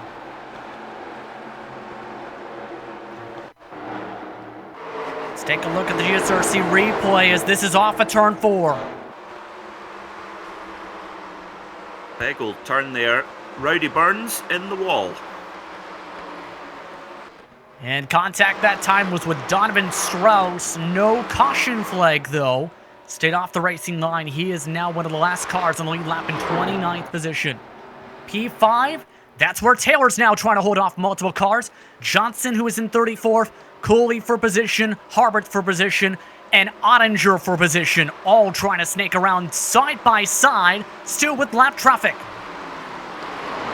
Tell you what, the hard charger 95 Scott Taylor of Lockdown Racing, he is running really, really hard. He obviously wants his money back, and he is, you can't imagine the quality of drivers he's got behind him. The 05 of Ottinger, pro NASCAR driver in the Coke series, and this is just an extraordinary performance from that 95 Taco Bell car of Scott Taylor. Offa has pulled his car off the racetrack for the time being. Also of note, LeDuc is officially out of the race, your 4th DNF of the night. Still though, the more they fight behind Taylor in the 95, the more breathing room he's been able to gain, because with these cars, they've been losing a few tenths of laps side by side. Near contact! That was the 39 nearly swinging down to the 80. Yeah, that's really, really, really playing in the favour of Scott Taylor here. And of course, look who is up next, the 112 of Morgan, one of our standout drivers today in this race here at Darlington. If he can just get into the draft of the 112 of Morgan, that can really enhance his chances to get further up the field for Scott Taylor. A short track racer looking to draft off of Hale. Remember, these drivers have already gone and by some of the craziness. Here's the thing though. They still have to close up about 0.8 of a second. Right on board with Morgan as he tries to hustle it forward. Lambert now opening up nearly 0.4 of a second there on Novak, so looking pretty comfortable out front as we're on to lap 202. It's a great impression of just how tricky it is for our drivers here. They're always putting in, the steering wheel is never, ever still here. These cars, to me, Justin, I think the best way to describe these cars would be busy behind the wheel. They're never ever stop wiggling around. You've always got to be controlling, which must be exhausting over 293 laps. And think about this too, the amount of off-throttle time there is, and having to be precise on your throttle points. Some of these drivers are lifting a good 50, 100 feet before they even touch the brakes in some cases down the straight. Wow, that is extraordinary. And of course, the brake pedal, it's more of a request than an action, these cars. The brake pedal, not as effective as those maybe who drive like a touring car or single-seaters, or for example. They're more used for, they can use them for turning the car, though. Indeed. Nice and calm for these drivers, as they currently try and close in under 90 laps to go, 89 to go this time by. Up at the front still, Novak's been trying different lines in 3 and 4 compared to Lambert. Lambert's preferred to run right up against the wall, about maybe half a lane at the very most away from it. Novak's preferred the bottom. Novak's got to run. They'll have to dodge Jason K. Miller, who pulls off the track. We stay green as Novak goes to the bottom of the racetrack. The 90 looks to take the lead, rim rides the bottom apron. No, can't complete the pass. This is fantastic stuff. Absolutely nothing to separate the 28 or 3 of Novak as they pile in to the turn here. There's nothing to separate them at all, just a tenth of a second, and that's what it looks like. But as Novak looks to the inside, he's getting impatient now. He wants to move past, and he gets a big old draft past. And look, there's the lap traffic as well, the number 23 of Pataska. New race leader again, Zach Novak up at the front. Now the question's going to be, how does Pataska play this? Remember, Pataska, first driver a lap down to the bottom of the racetrack. He wants to get back on the lead lap. Lifts off the gas, doesn't force the issue. Now, our number 28 car, the 3 Dale Earnhardt livery of Josh Lambert, he's running a 3,400 iRating on the ovals, which is actually relatively low for this race, but he does have a fantastic record on the dirt road.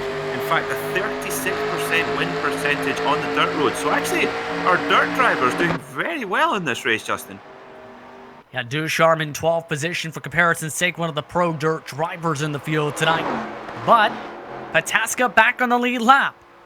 He's been quicker than the race leader, in fact, at the moment. Remember, he is on 30-lap fresher tires. Yeah, and that's good news for the 90 of Novak. He can really use Pataska to his advantage and really hook in behind him. But Pataska is just disappearing down the straight here. And that's the difference with the fresh tires. You can see the difference between last car on the lead lap and first car in the pylon. Contact behind them off the wall. Soenberger, more contact. Hale gets turned. Lambert's in it. Caution is out. And this changes everything. I think we're going to get a really busy pit lane now, Justin. This just flipped the running order upside down. Here's the onboard with Lambert. His car was fading and fading fast. And this time, it gave away. Such a good run up to that point from Lambert. It looked like he just got a little bit of a help there and then just created that domino effect and ended up in a big old wreck in the 98 Superflow car there of Cale as well. I mean, what a pity. Look at this. Let's get a look back. We've got the 0-1 of Tyler Hudson. I tell you what, Tyler Hudson should go out and buy a lottery ticket because he's been so close to ending up in wrecks and has managed to avoid them all. Back up to P2. He just made the pass right before Lambert pushed tight and slammed the wall. He's probably looking in the back mirror thinking, thank goodness I made the pass then. Now look at this on pit road. This is really, really important. Now, who wants to take a risk here? You could either take a little bit of fuel or no fuel at all. The one thing you want to take is tires, that's for sure. But this is the chance where you can just take a little bit of a risk and not take too much fuel and hope there's another caution and win that race on pit road. We'll see how this all plays out. Remember, Fudge Jr. has stayed out the first lap cycle each time. He'll be currently scored as the leader as these drivers race out. But we'll see who comes out first. Long pit stops for drivers such as Anger and Co. Hudson off and away. First driver off the lane, though, is Zach Novak. Scott Taylor comes out second. I think he played the strategy card we were just talking about. Only a 19-second stop for the 95. Yeah, he's definitely gone for the short fill there, which has made a big, big difference. But it's just going to notice the 0-1 of Tyler Hudson. That is not a mark on that Ford Thunderbird. And to get to this stage of the race, 211 laps in, with virtually no contact at all, is deeply impressive. And he's just been able to, it's even still got the shiny coat on it there. That's going to be a key to this race for Tyler Hudson, avoiding all these wrecks. He's been so close to some monster wrecks, but it's just had that great presence of mind. And like you said, he'll be looking in his rear view mirror saying, oh, thank you very much, guys. That is my day made. Of note, he did use the faster pair. That's why he's got the fresh coat. He did have some right rear damage for one of the stack-ups. That's the only damage he's had all day. Hasn't tapped the wall. Has been consistently quick the older the tires have gotten today. Currently looking like we'll start with about 80 laps to go here, Peter, at this point.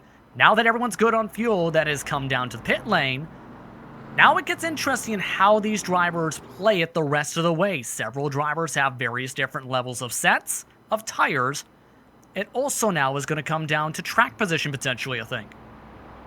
Yes, I think your track position, you're spot on. The track position is so hard to fight for here at Darlington. Every single position is fought for really, really hard, especially at this level of competition. So yeah, sometimes actually staying on the slightly weaker tires or used tires.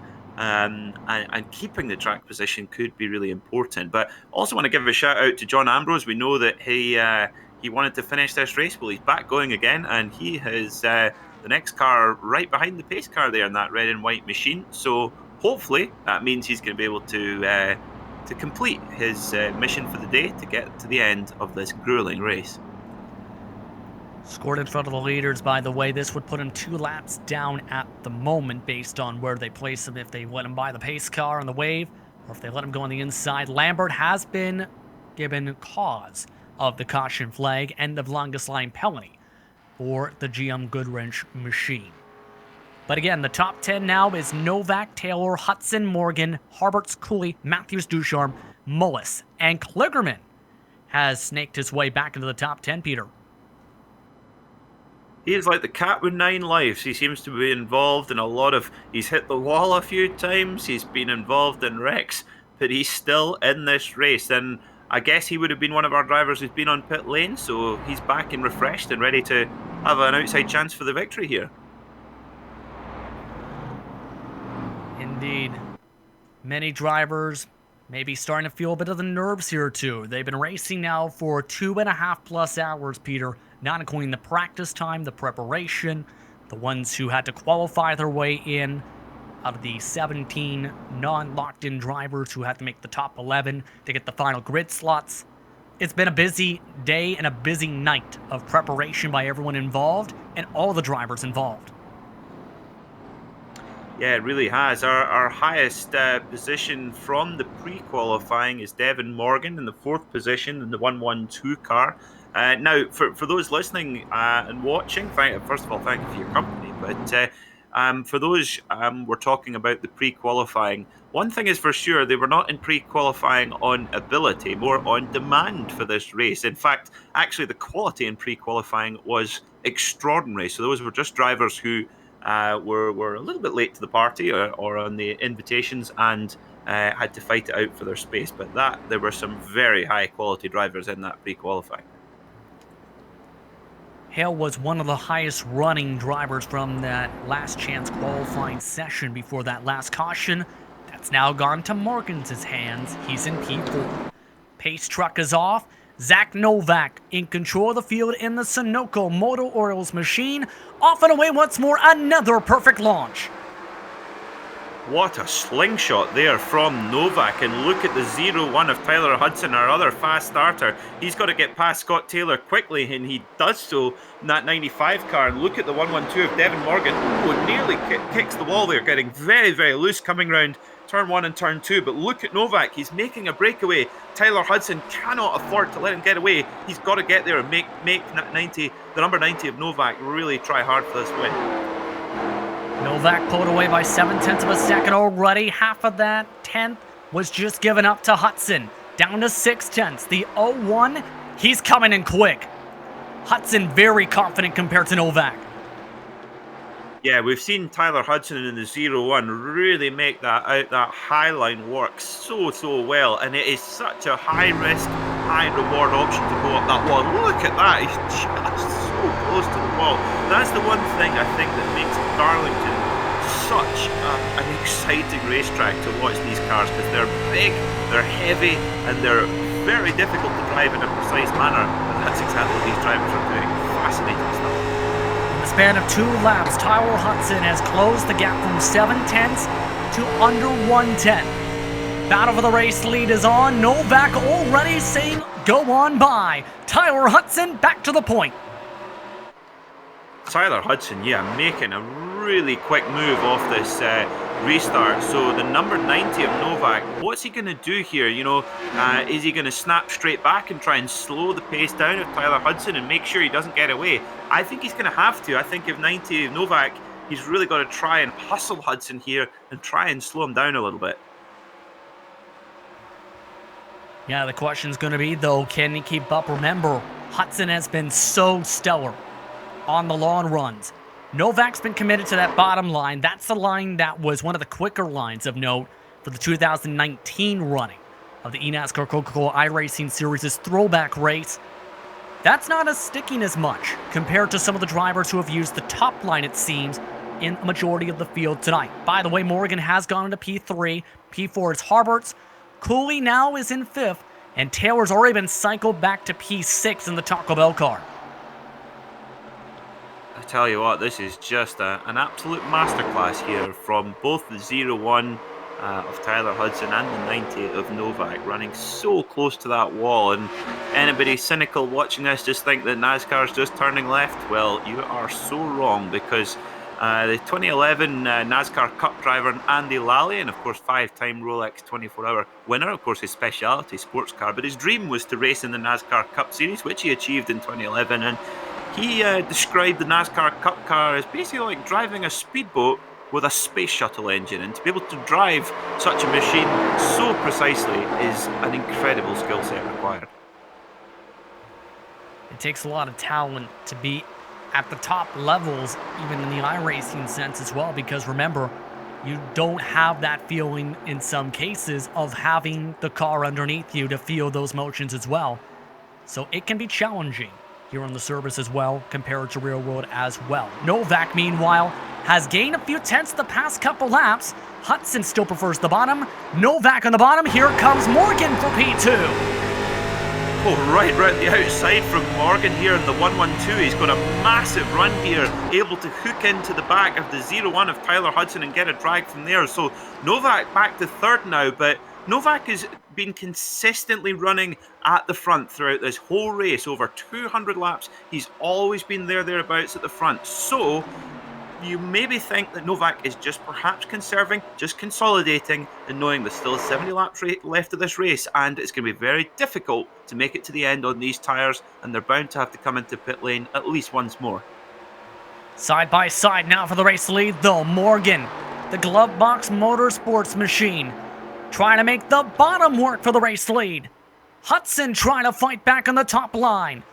112 bobbles around. Here comes the 33 Soenberger. Lap traffic. He wants his lead back. Lap back.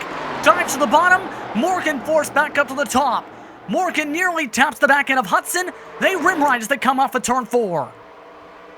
Oh, this is just a disaster for the leaders. The last thing you want is a lap car getting there in the way. Really slowing the pace down, and look at how it's bunching up now. It's getting so much busier. You know, Hudson and Morgan, they had it kind of a little bit, and Novak, they kind of had a little bit of the track, a little bit of clean air, but now it's all bunching up again. This is getting really, really spicy now. And the 1-1-2 of Morgan, the 18-year-old, the outlaw as he's called, well, this is getting very close. The outside in outlaw tries to go to the inside line. Side by side again, Morgan not backing down. Hudson prefers the top. Morgan trying to make that bottom line work. Still can't get the job done. Off the corner again, forced to check up. The 33 also joins the fight. Novak is also in the train, and here comes Forfan back. It's now a conga line of drivers. 7 drivers within a second on the track. Well, I tell you what, there's been no complaints about netcode tonight, but you've seen drivers driving so closely together. It's really, really extraordinary. And you know, there's been no dumping, anything like that. But they are running. Look how close they're running here as they come into the exit. This is a brilliant camera angle from Dougie Beard here, and that puts just the hairs on your back of your neck stand up as the drivers all flow through there, so close to the wall. Morgan again nearly floats against that outside wall in 3 and 4. He's nearly scuffed it a couple times in this fight for the lead, but Novak's back on his tail again. Lap traffic still a factor as well. Now the lead lap cars, Forfan back, are trying to get around the 33. Soenberger now starting to back off a little bit here.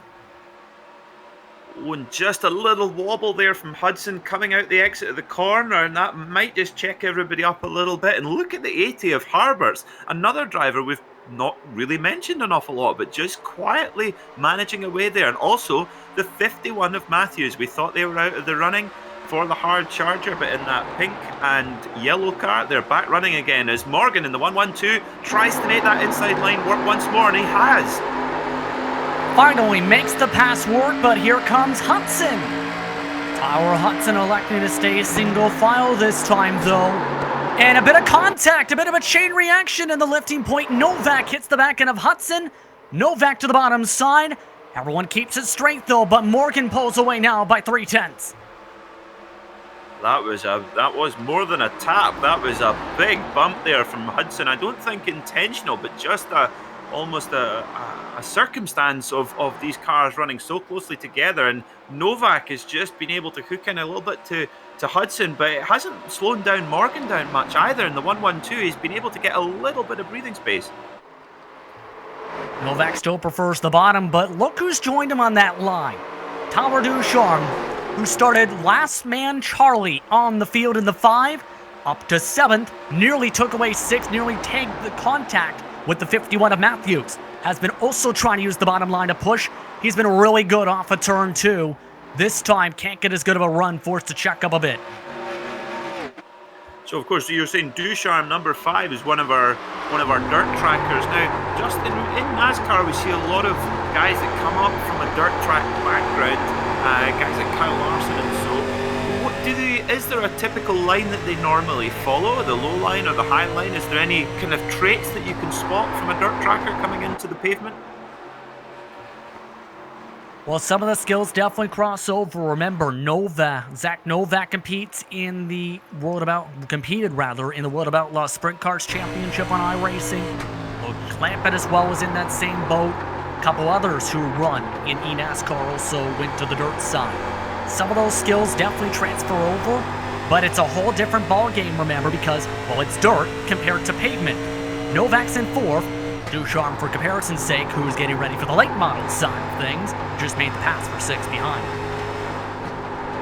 That's what I love about this form of racing. There's so many different approaches you can take to climbing up the ladder, and of course, also guys like Tony Stewart, a NASCAR Hall of Famer, a real legend, and even now that he's retired from NASCAR, he's still going, he's still dirt tracking, going back to his roots and just racing for the pure love of it. And I love that about Tony Stewart.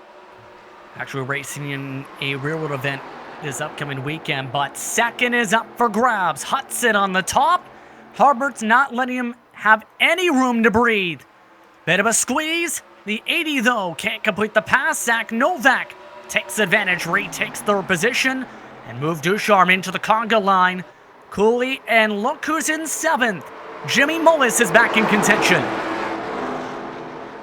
Well, the 80 of Harbert's, the guys like Morgan and Hudson and Novak have been battling up there at the front for most of the race. They must be thinking, who is this guy? Where's he come from? But he's been able to keep himself in the game, and it just shows you, if you can just keep out of trouble, you will always have a race car to fight at the end for the victory. Harbert's has ran a couple times, a few Road to Pro campaigns. That 80 machine of note was top 12, in fact, in the 2017-18 Pro Series when it was still with the Cup cars, has won various other championships, as well as a few NIS victories. But the Virginia's regional-based driver still stuck at the bottom side and losing spots quickly. Still fighting hard for 5th as they go off a turn 2, another spot, and make it 2 lost. It seems to me, Justin, that top line right up at the wall, it seems to be the favourable line ever so slightly. Would you agree? Absolutely. It's become looking like the faster line for most. But look at that. The top 4 have now single filed out. Their first chance in a long while to breathe. And now this is the real test for Morgan and company. How these drivers try and reel back in the 112 with 57 to go this time. Yeah, the 112, Morgan, he's just getting that little breakaway, and if he really gets his head down now and really hits his marks, he could start to build a lead, but Novak in the 90 is not going to want to let him get away with that, and Of course, that's assuming we get the next 55 laps or so under green flag running. So, but Morgan will be praying for the green flags. He's in a green car. He'll be wanting a green flag to stay out there as well. And he's really pushing that there's a big train that are not too far behind if he makes any kind of a mistake. And Novak's keeping pace with him right now. Gained a half a tenth coming off of turn 2, for example, and is really sending it much deeper and on the bottom still compared to Morgan. Behind them, though, Lois, he wants his top 5 back. Can't get the bottom to work that time, forced to check up off the corner. The brilliant onboard footage here, and you see just how second-hand some of these cars are. All that sheet metal, all those panels just getting bent and bashed about. But really, that's what stock car racing is all about. That's what makes it so unique and so special, and also competing around iconic tracks. The word iconic gets used so much nowadays, but Darlington really does qualify for that description. Absolutely. It's been a beautiful race, especially to see these cars here at Darlington have put on a phenomenal show tonight. Moa's still not able to make a move, but of note, Novak has moved up to the top line the past couple laps in 3 and 4. He's trying to change things up because Morgan is still the fastest car inside the top 5. Yeah, it's interesting that Novak, when he's got a little bit of fresh air in front of him, he's quite happy to go up a little bit higher. But yeah, when he's running in company, he perhaps likes to go a little bit lower. But look at Tyler Hudson here, going to the unfamiliar lower line here, trying to make that work. And Novak on the outside line, but Tyler goes straight back to the outside line. So clearly that's where he's comfortable. Yeah, everyone's gone up to that groove.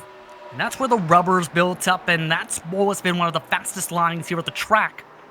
In real life, the bottom side did come into play a little bit compared to past races. Hudson with a decent run, forced to check up, though, off the corner, still in the battle for second. Now, they're saying that at Darlington, you know, over the Southern 500, you want to start off with a pretty loose race car, and then it just tightens up and over the course of the race. Does that still apply with these cars here in iRacing, Justin? I think these drivers are focusing more so, I think, based on what we've seen tonight, Peter, on saving the tires. That's what Hudson's done. That's what a couple others have done so far.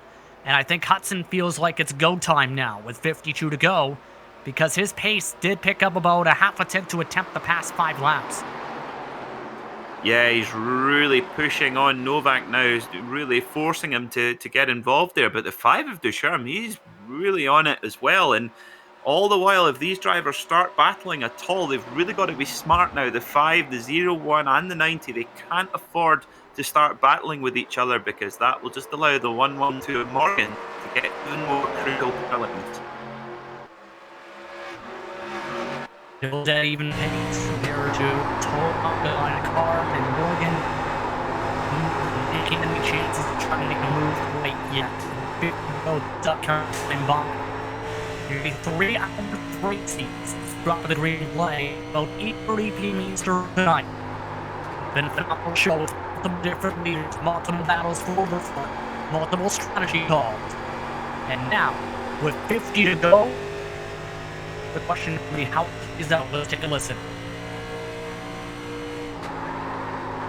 So 204 laps in back of that Starling back, looking back at the 5 car, Ducharme here, still only 1 second away.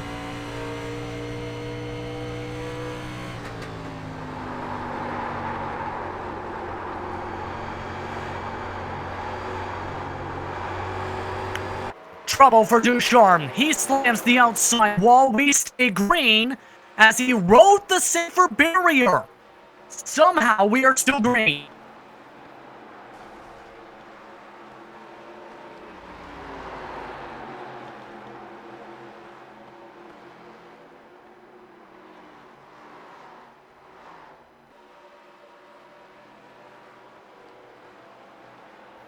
Ducharme up into the fence once again, still 2-3 wide. Ducharme, he's in major trouble in the 5 after coming up to the top 5. His car dropping like a rocket, and the caution is out. The 25th place car spins around. David Fudge Jr. spins around in the 14. Take a look at what happened though with Ducharme first, because this is significant.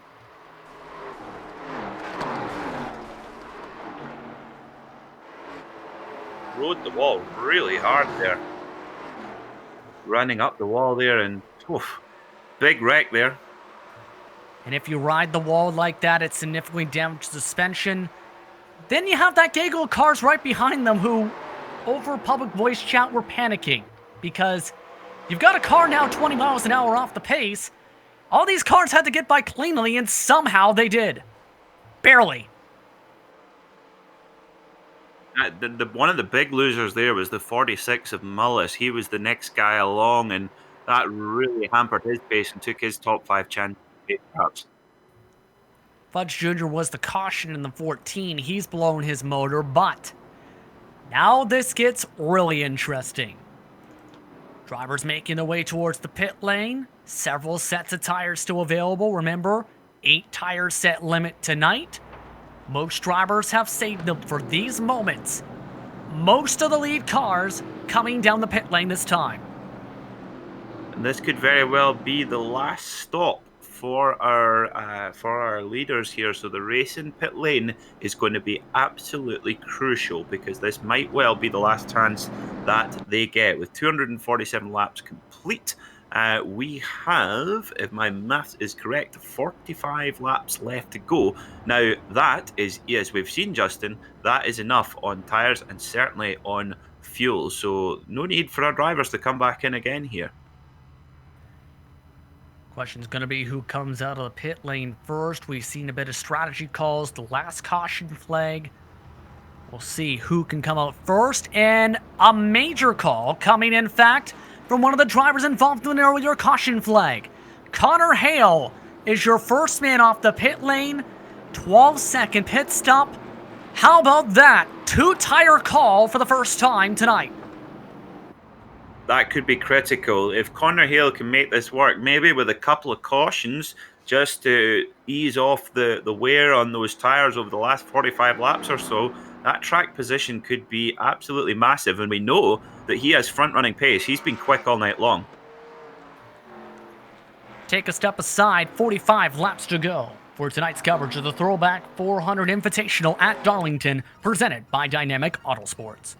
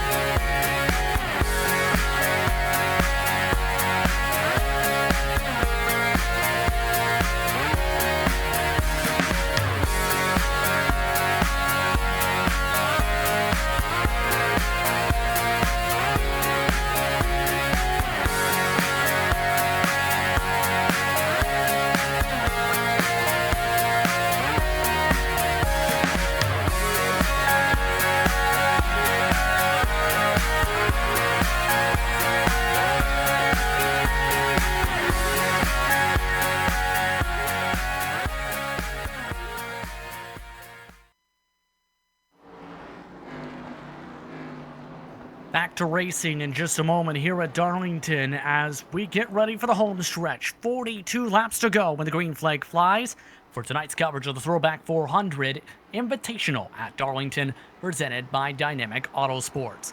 Connor Hale's your leader. He's off and away back to racing at Darlington. Well, here we go then, Justin. 251 laps complete of 293, and well, Connor Hale has taken a little bit of a gamble and gone for just that 2-tire change than for 4, but we've got one of our drivers in the wall behind. But look at the 0-1 of Tyler Hudson. He is right there in second position with Novak close by as well. And we've still got that pesky 33 school car 1 lap down, getting very, very, very, very loose there, nearly taking out the number 90 of Novak. That would be, I'd love to get her on board of that. That is a crazy moment there from the 33 car. Somehow still holds on, but the battle for the race leads on again. Hudson, the first driver on 4 tires, with a massive run into turn 3. This time doesn't press the issue. He's been really slipping and sliding around that top groove this time. Caution flag is out. Contact Challenger in it. Morgan involved and back under the yellow flag. Oh, that's a disaster for the 112 of Morgan here. That's one of our real race contenders, the 112 of Morgan. Let's see what's happened to him. Remember the 33 in that massive slide a lap ago? Well, it got worse, unfortunately, for Sullenberger. Look at this.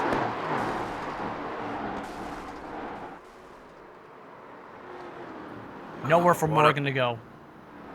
What a pity. What a pity for Morgan there. Completely innocent bystander, and that's the real danger with the lap traffic. The number 33 nearly holds it again. He had a heroic save in the last corner. Clearly that car was far too loose for him, and Devin Morgan taken out of the running of this race. That's such a shame because he was right there with the very best of them tonight. Severe damage after that incident, off to the pit lane. He had just slammed the wall to a lap and a half ago in 1 and 2, so he's onto the lane. Now it's Hale, Hudson, Novak. Challenger, despite being involved in the incident, staying out on the racetrack, and Harbert's inside the top 5. Now here's the thing, though, with Novak slamming that outside wall off the start here, too. Remember, he used his fast repair when he had to go to the bathroom. Yes, he had to go to the bathroom 100 laps ago when he went to the caution and left while he went for his pit stop. Left the fast repair checked. Let's hope that's not a $150 trip to the bathroom, because of course is that the winner's prize tonight, Justin? Yes. $150. Yes, so that let's not hope that's cost him a prize. Is nature calling, as you very eloquently put it earlier on. Now, this caution is playing right into the hands of the 98 car, Connor Hale, because he, of course, as you said, he only took 2 tires rather than the rest of the field taking 4 to gain that vital track position, and he gained a lot of position under the last pit stops under caution. Now, for each caution that happens and he's in the lead, that really plays in his favour, because that's, of course, running a lap under caution. Well, it doesn't put anywhere near the stress on tires than it does under green, so this is playing in his favour right now. And I think a lot of drivers may be taking notes here too, because he's the first driver to try this in the entire field. Now remember, this is a brand new car on the service. It's been on the service for 2 days.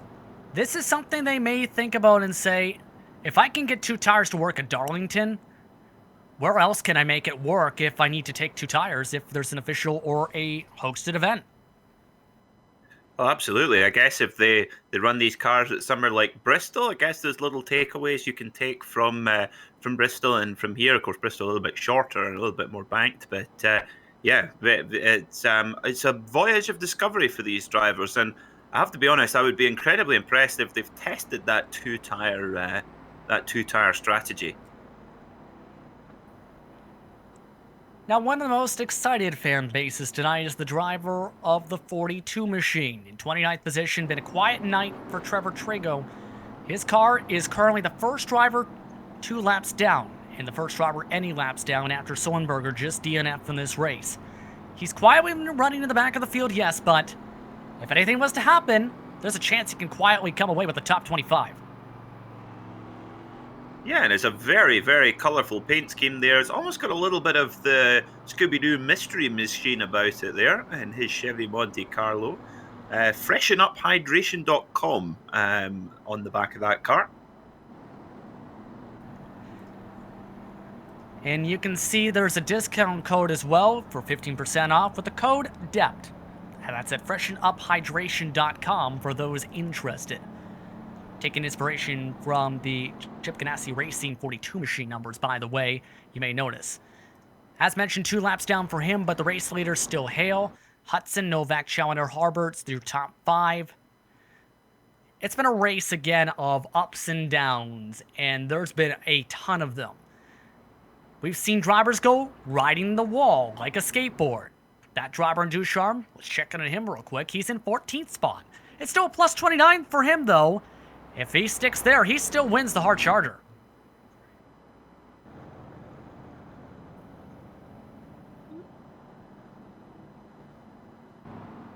So we've got 257 laps complete. So we've got 36 to go here. So every lap that we spend under caution here, look, the pace car lights are still on. So if you're Connor Hale in the 98, well, you're just thinking, keep on going round, pace car. This is just perfect for me. Lights are out on top of the pace car. Lap cars trying to catch up to the front of the field. For this, to reset your top 10 again, Hale, Hudson, Novak, Challenger, who was just involved in the last caution, Harberts, Cooley, Mullis, Strauss, Matthews, and Justin Weaver, we haven't talked too much about him, is currently plus 27 and may have a shot at the hard charger award as well. Lots of prizes still up for grabs. Remember, the top 5 awarded prize money for tonight's event. They look to stay there. Novak, he looks to add to his $25 award for the pole tonight. Question's going to be, how will these drivers handle the start? Well, you got to watch for the 0-1 of Tyler Hudson. He's been so good off the start line, but here we go, Justin. Pace truck is off. Hale in control of the field. Green flag is out. Back underway. Here we go then, lap 258 of 293 here as we head off into turn 1 here at Darlington Raceway. The lady in black, trouble! the track that is too It's tough Trago. to tame, and it's Trago's in the wreck. The 42 spun up into traffic and collected Ottinger and a couple others. We stay green. Lead cars continue to scrap. The 42 had a really rough 1 and 2 going from the bottom apron to the top of the track and collected the 05 of Ottinger. Let's take a look. The Oxygen there, one of the Byron Esports drivers, caught up in that action. Yep, it's just so unlucky. Yep, checked up in front of him, nothing he could do there, and yeah, that's the danger with lap traffic up at the front there. It always causes a hazard. By the way, Ottinger now in 27th, and that's partly commentator's curse coming into play, as now he loses a lot of track position. Anywho, up towards the front, Hudson is your leader, making the move on Hale as the craziness ensued after getting a major run on the outside last time by. Yeah, so let's see if Connor Hale can hang with Tyler Hudson here, because we know that on one side of his car those tires are a little bit older. So really, and also if you're the 90 of Novak, you've really got to get pushing now, because this is just a great opportunity for the 0-1 of Hudson to escape. Absolutely. However, was 3/100 slower than Hale. Novak also gaining pace, and Challenger also gaining pace in the slipstream. 31 to go this upcoming time by, and from what we've seen, Hudson is strong on the long run. The question is going to be, can he hold on if it becomes short run, short run, short run? I think he can. I think he's been really impressive on the restarts, and the restarts are so important here at Darlington to keep those track position. But you've got to give out a big shout out to Christian Challenger in the number 7. He's been involved in a couple of wrecks. He kept his fast repair till late, and that has been the key. That's really kept him in the hunt here. And Christian, of course, is our very own here at GSRC. He started in 9th and now up to 4th in that number 7 car, running in the Coca Cola NASCAR series. He's right there with the leaders. You never know, he could sneak up and win this.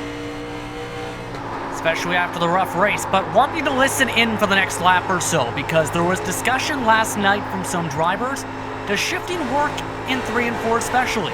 Take a listen at that end of the speedway right here.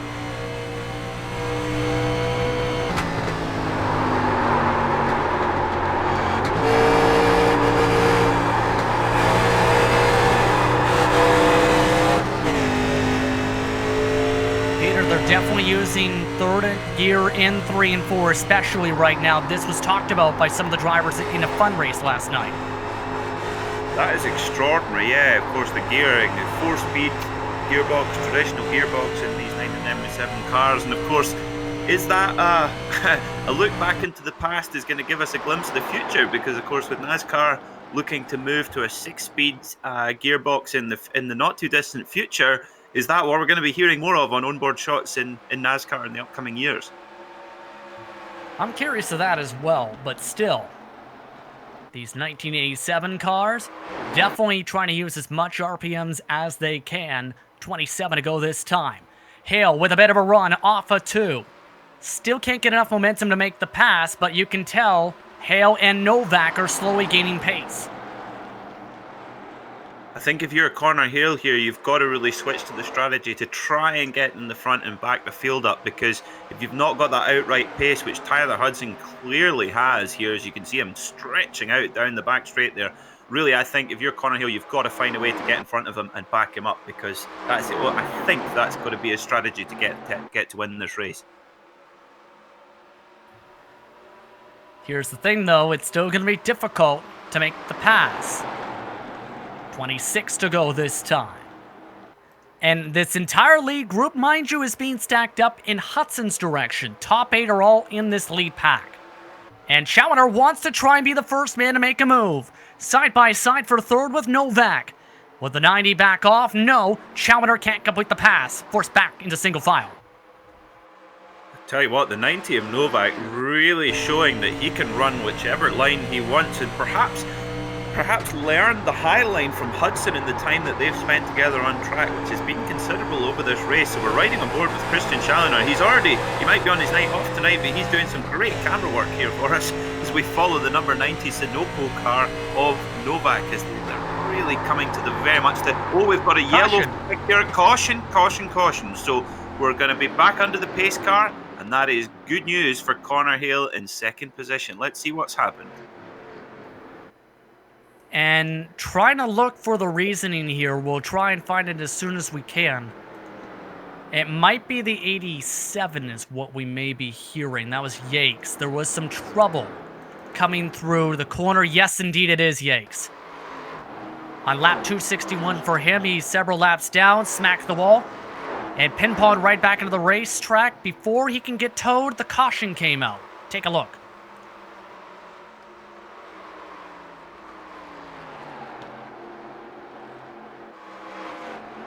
We're getting a closer look here of the 87 of Joseph Yakes. Gets down onto the low side and then whack. Yep, that's the Darlington stripe classic there, and straight in the wall. That's a big hit.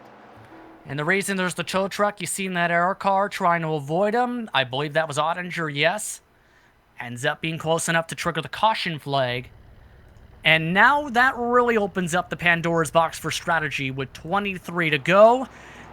All the lead cars faking except for Challenger. Challenger the first man to come in. Everybody else inside the top 8 stayed out. Well, that is a gamble. I think if you're Challenger and you've got to maybe roll the dice here. And look, he's got quite a bit of damage on that car, so maybe wants to come in and just get that back to 100% while he's in pit lane. Just a little manual repair perhaps, but look at the field streaming by there, and he'll see that from his helmet, so he can't stay long in pit lane here, and he's going to have to work very hard over the last, less than 20 laps. Top 13 all stayed out on 23-plus lap old tires. Only exception to that is Morgan, who, remember, was involved in the last caution flag. Based on what we've seen and many drivers making it work with staying out on 20, even 50 lap old tires, I don't know if there's enough time. No, I don't think so. Challoner wins the race on pit lane, and he took 4 new tires here. So bear in mind, Hale only took 2 on the last caution. So Challoner's got 4 new tires, a fresh race car. So let's see, but he's going to have to work very, very hard. Of course, here at Darlington, it is so hard to get track position. You've really got to fight tooth and nail for every spot. I don't know about you, Justin, but I think it's going to be between these top 3 here now with just a very small amount of this race left. Hale's been doing a stellar job making his car work with 2 tires throughout this run, absolutely. Hudson, though, has been great on the long run. Novak's good in the mid-run.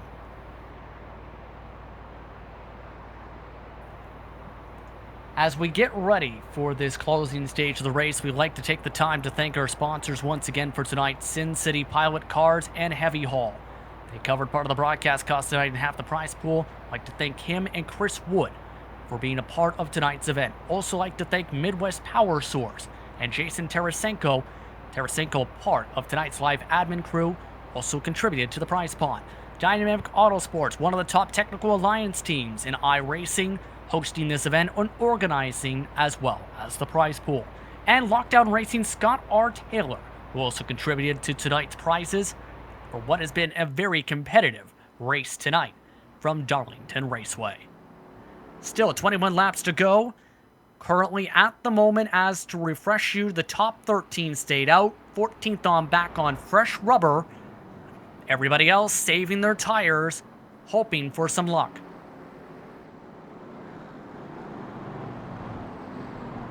Well, Justin, there's only, coming into the last 10 minutes of this race or so, we've been treated to an absolute masterclass of stock car racing here at Darlington. A real treat. Now, for those tuning in, please do let us know in the chat on the live stream what was your favourite throwback scheme. Some of our drivers putting in a lot of effort to get these schemes ready in time. And let us know what your favourites are as well. But I think we're really going to go into what's going to be a grandstand finish here, I think, Dustin. I think so too, as the lights are still on. Give credit as well to the drivers who have made it all the way to this point. Currently at the moment, in total, about 32 cars rather are still running in this race. Yates currently, the last of those currently still running, but in the pit box. Check that, Fudge Jr. is also still in.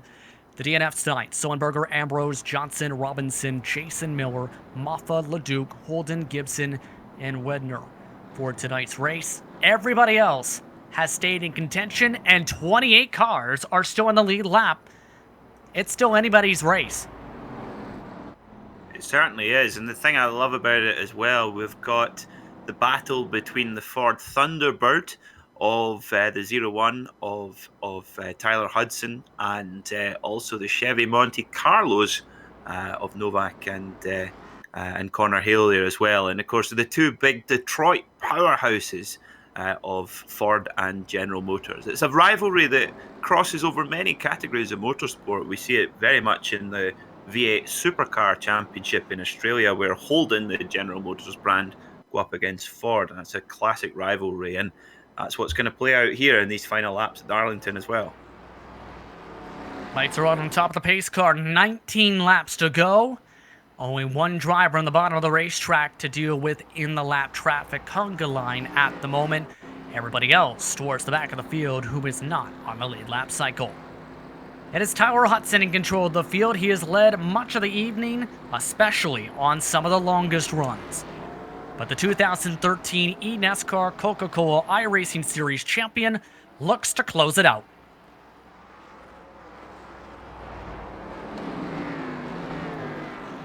Pace truck off the track. Hale, Novak, Harberts, and Mullis all watch behind. Hudson off through the gears. Green flag back out. 19 to go from Darlington.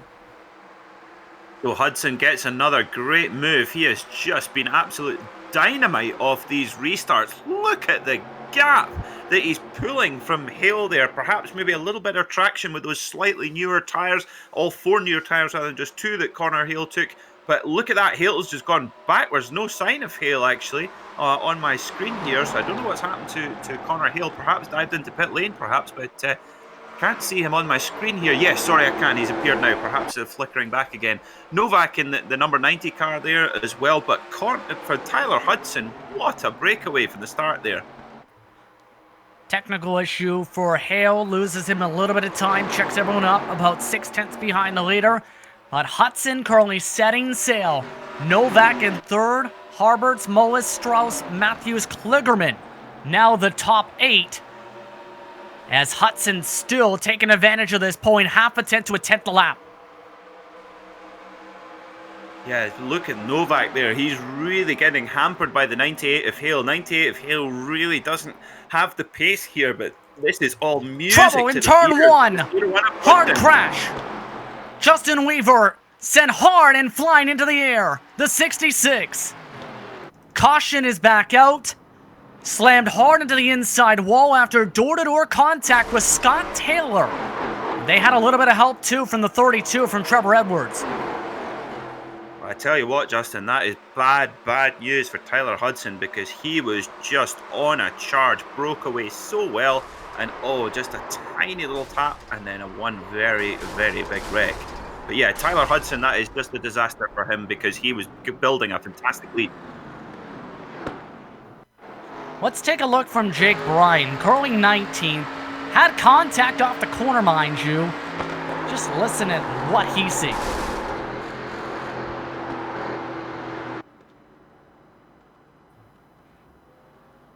Not a lot of time to react, let's put it that way. It looked like he was able to get through there. Jake Bryan, 19th position in the number 4 car, that wonderful Kodak film paint scheme. And there's the 5 of Ottinger, quite a few laps down as well, just behind him. So, well, here we go, Justin. We're going to get that grandstand finish. Now, if Novak wants to win this race, he's got to get past Hale quickly. He can't waste any time off this restart. This is going to be a crucial restart, because there's just going to be a handful of laps left when we come off the caution. Drivers now being reminded to no green-white checkers for tonight's race. Again, no green-white checkers for tonight, meaning if there's a caution, there is a point of no return for tonight, Peter. With under 5 laps to go, if there's a yellow within that mark, race is official and will end under caution. In other words, the pressure is on to make sure you finish this race under green and not under caution. Well, let's see. Let's hope we're going to get a clean finish. I think this race, our drivers, our viewers deserve a proper exciting finish, because we've been really spoiled with some top quality action all the way through this race, of all 279 laps so far, and this race deserves a proper finish between and I think it's going to be between Novak and Hudson. What do you say? Potentially, absolutely, but I don't think you can count out a few of the other drivers. Remember, Mullis, he's quietly clawed on forward and probably with a backpack full of Coca Cola bottles, mind you, has charged back from significant incidents early on from the 20s to P5. Donovan Strauss, one of the early frontrunners inside the top 5, he's up to 6th. Holgerman, he's back up to 7th. In other words, Peter, I think right now there's a chance there are multiple players here who are going to want to win that top prize tonight at this point. Yeah, you're like you say, someone could come up and surprise us, and perhaps Mullis. He's been running with glass Coca Cola bottles in his car up to now, and then he swapped them out for tin cans just to lighten up at the end. Maybe he's been sandbagging this whole race. Give a shout out again to Jacob Harberts again. Significant damage on the left front, yes, but he's played his cards right, and the leakless machine has been looking fairly solid. There's a reason they call it leakless. That car has not leaked positions all night. He's been a staple inside the top 6. It really has, and he's done it He's really done it quietly as well. In that Ford Thunderbird, he just sneaked his way up, and to be honest, it's one of the brightest coloured cars on track. So it's really sneaked up there. Been very, very quiet, keeping his nose clean, as you say, and is right there to be able to fight for it. But yeah, that 46 car, that Coca Cola car of Mullis, right there too. So once we get out of this caution, we're going to have a little more than 10 laps left, which is just around 5 minutes here at Darlington Raceway. And already drivers talking about the next time they hit the track. At this point, we were talking about a bit how you ran on the road courses with this machine. I've seen a few others do that. Some of the guys at Podium Esports, they're getting ready for a race in North Wilkesboro coming up in the next week or so. After seeing this, where do you want to see these 1987 cars battle next? Well, I have to say, I bought myself the Ford Thunderbird yesterday or the day before when they came out, and I had a little run at Laguna Seca, which was a lot of fun. But I have to say, somewhere like Road America, a place where in a sports car you take a lot of curb, and I think these cars are just hilarious to drive on a road course because they just they just go through each corner on three wheels, and the inside front wheel just cocking up. So it's obviously their real home is here on the ovals, but the iconic road courses like Watkins Glen, of course, is one, and actually also a little bit more modern, the Charlotte Roval as well is a pretty cool layout as well. Lights out on the pace car as the discussion continues amongst the drivers. They're staying nice and loose, let's put it that way. With all that money still on the line, mind you, and 11 laps to go. The drivers in the money spots, Hudson, Hale, Novak, Harberts, and Mullis, gonna get very busy around the 46, I think, when this green flag drops in a moment. Yes, I think you're absolutely right. It's going to get very, very hectic very, very quickly. And perhaps the 98 Connor Hale, maybe he's just keeping something up his sleeve before the end. But we're about to find out. And let's see if Tyler Hudson can have another one of those dynamite breakaways from the pace lap. Everyone all set to go. Pace truck is off. Hudson crawls off the corner.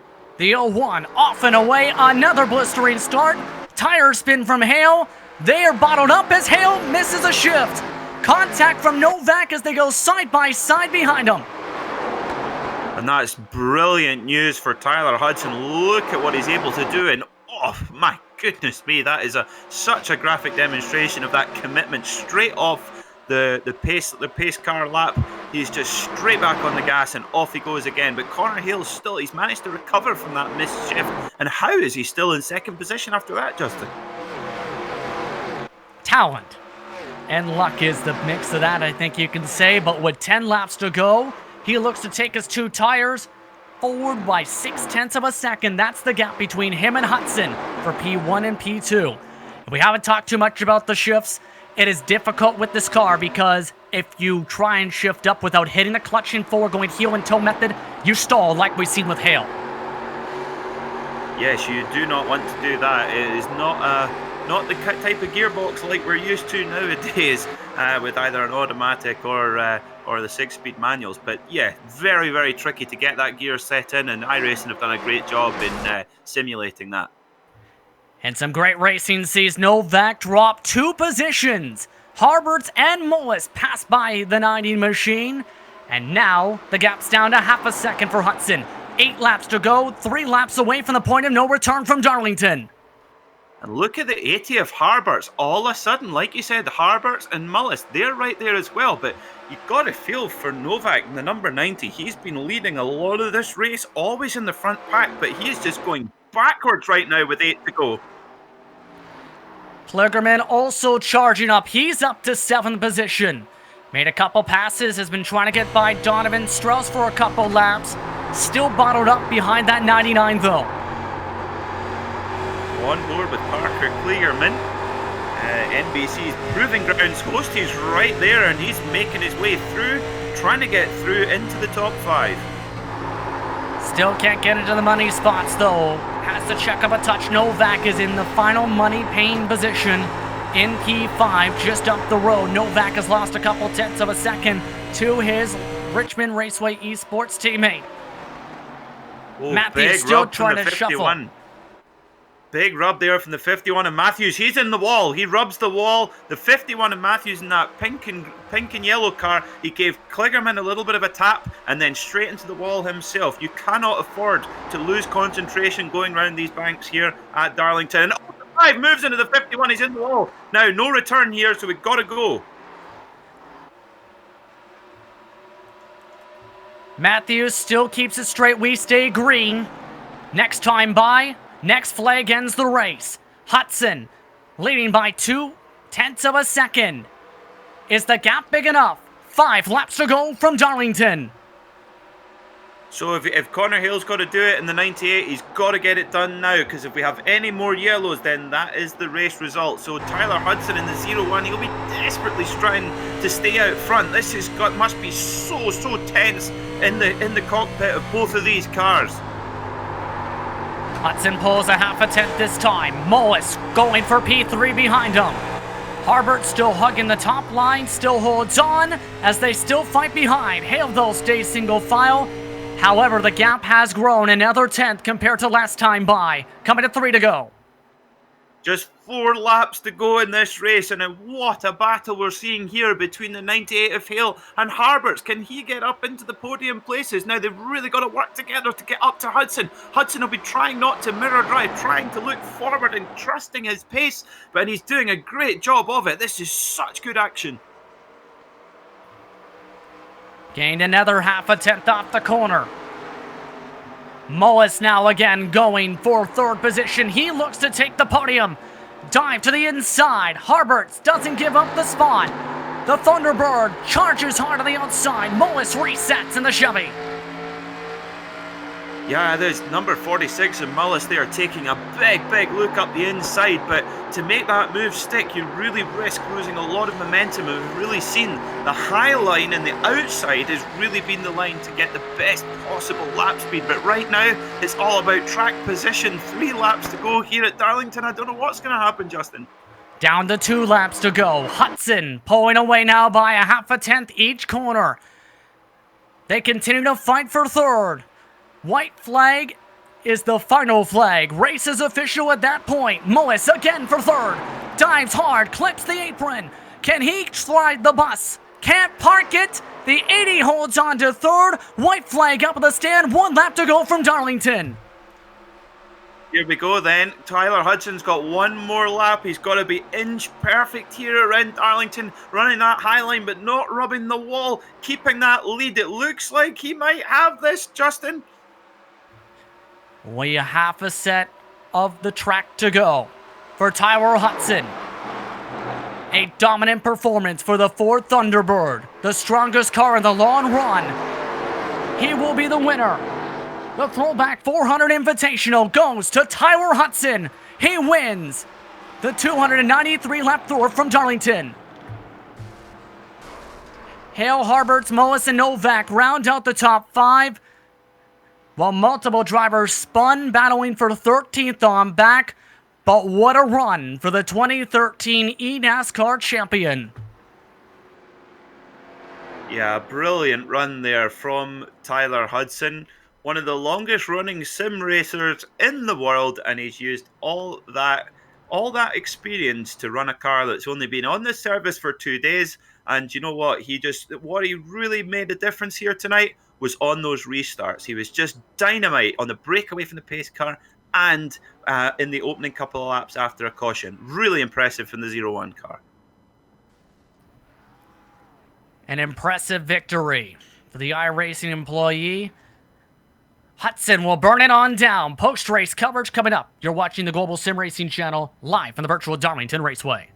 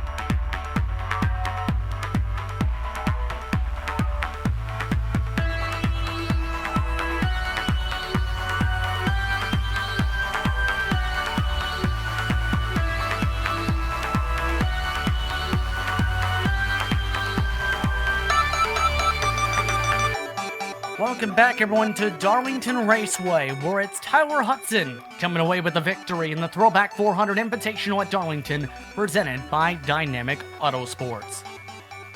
It was a thrilling race, and not only does he come away with the top prize, he leads the most laps. 96 of the 293 laps went Tyler D. Hudson's way. He wins it by 0.6 of a second over Connor Hale. Jacob Harberts finishes in third, with Jimmy Mullis and Zach Novak rounding out the money spots in the top 5. Of note, Zach Novak also gets the $25 Pole Award prize for tonight. Donovan Strauss finishes in 6th. Parker Klugerman was all over the map, but still comes home in 7th. Your hardest charger of the night, Tyler Ducharme, comes home in 8th, starting shotgun of the field in 43rd. Landon Castle from 24th to 9th really did well in the second half of the race tonight. While rounding up the top 10, Christian Challenger, Peter has your top 11 through 20. So in 11th position, Ryan Matthews in the 511. 12th was Don Stevenson. 13th was number 95, Scott Taylor, our very kind sponsor for this event. 14th was 05 of Nick Ottinger. 15th was the 32 of Trevor Edwards. 16th was Jake Bryan. 17th was Alex Scribner. 18th, Adam de Blasio. 19th, Brandon Filiola. And 20th, Ty Ippolito.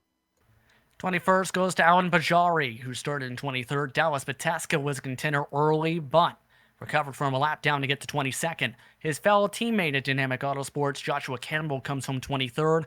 Everyone else a lap down. Trevor Drago, his fan club, losing their minds tonight. Finishes 24th, the first driver, multiple laps down. Mike Watson, 6 laps down in 25th. Ronald Pratt in 26th, with Will Cooley in 27th. Samuel Rush, 28th. Josh Lambert, 29th. Justin Weaver rounded out your top 30, Peter.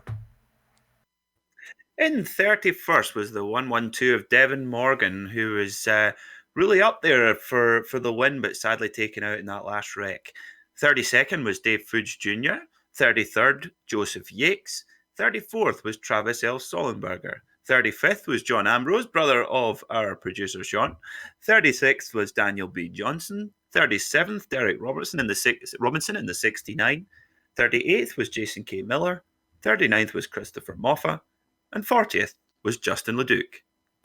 41st, Matt Holden, John Gibson, and Chris Wittner all DNF'd as well for tonight's action. But the 2013 eNASCAR Coca Cola iRacing Series champion is your victor tonight in the Throwback 400. Tyler, how does it feel to conquer the field tonight with the most laps led on the evening?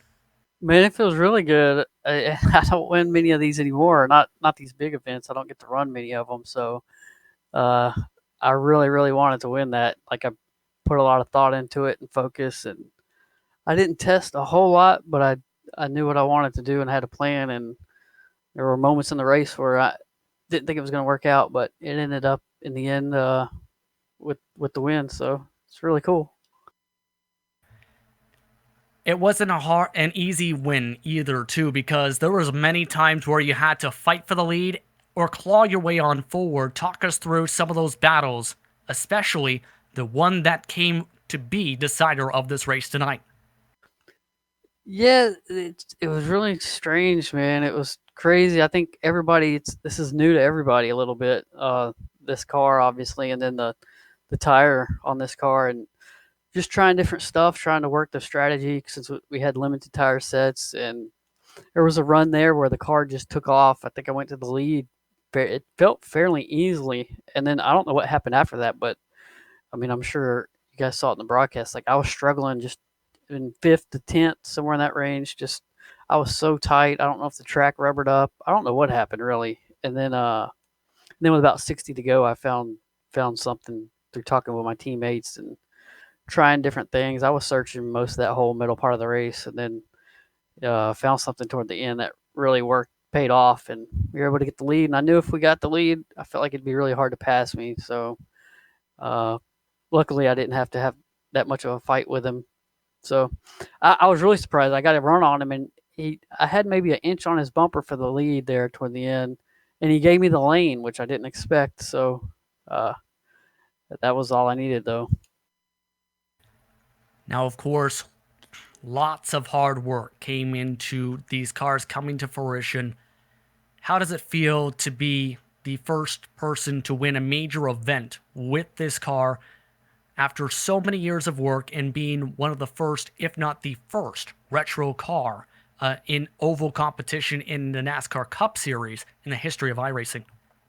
It means a lot. I mean, I think, well, not I think, but my last Coke Series win was on this track. So there's just something about this track. And then you got these old cars, and these things are so much fun to drive. It's such an old school feel to them. I mean, you can slide them around without much penalty, and it's like a street stock on a big track. It's really fun. A lot of work went into it, like you said, and I think they did a really good job.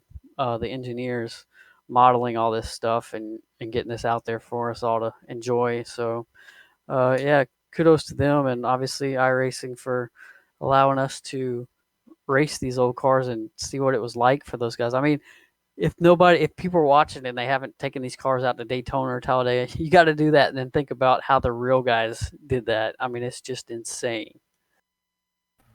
That brings up the next question. Where do you go from here now after coming away with this big victory? There was a lot of discussion on the radio I heard before the last restart on many people wanting to go and race these cars again at another track.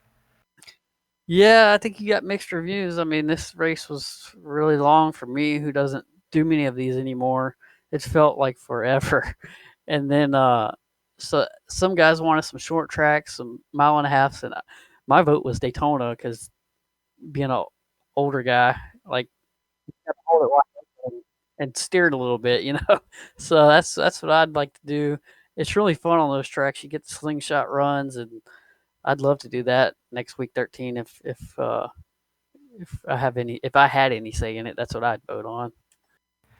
Anyone you want to thank for being a part of your major victory, one of the biggest victories in a few years at least in your racing career?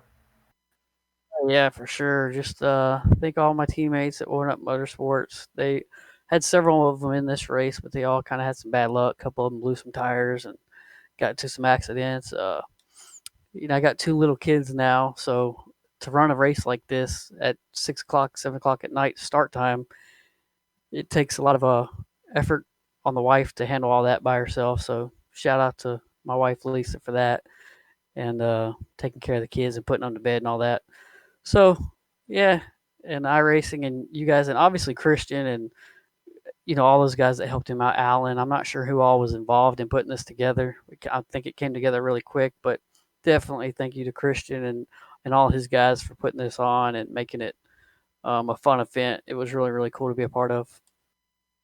Congratulations on the victory tonight, and congratulations on collecting more than $150 in prizes. Congrats. Thanks, guys. Have a good night. You too. That's Tyler Hudson coming away with the victory tonight. The two-time winner in the eNASCAR Coca Cola iRacing Series is the man who comes out on top tonight in the Throwback 400 Invitational. The man who comes home in P number 2. Check that, P3 is now standing by with us in Jacob Harberts tonight. You were a staple inside the top 10 throughout the evening, Jacob. How are you feeling? Pretty good. I'm happy and field this caliber to finish top three. It was an interesting race. There was a lot of saving tires. For big majority of the race, people just kind of cruising and staying in line. So it was really just a game of trying to maintain track position, but not trying to burn off your tires. And of course, the random cautions throw in a little loop to your strategy every once in a while. Yeah, you mentioned those little loops. How did you adapt your strategy to that? Because multiple times there were drivers who stayed out on 30, 40, 60 lap old tires and made it work. Yeah, it definitely came into question a couple times. I have a couple teammates that I was working with, so we were able to kind of think things through together. But especially in the beginning of the race, my main concern was just trying to, because we only had 8 sets of tires that we could put on the car. I was just trying to keep as many as I could for later in the race, just in case, if we get a couple quick cautions and I feel like I need to go in for some tires, that I would have those available, because I knew the first race, our first half of the race, wouldn't really mean too much. It's just trying to keep the car clean, stay out front.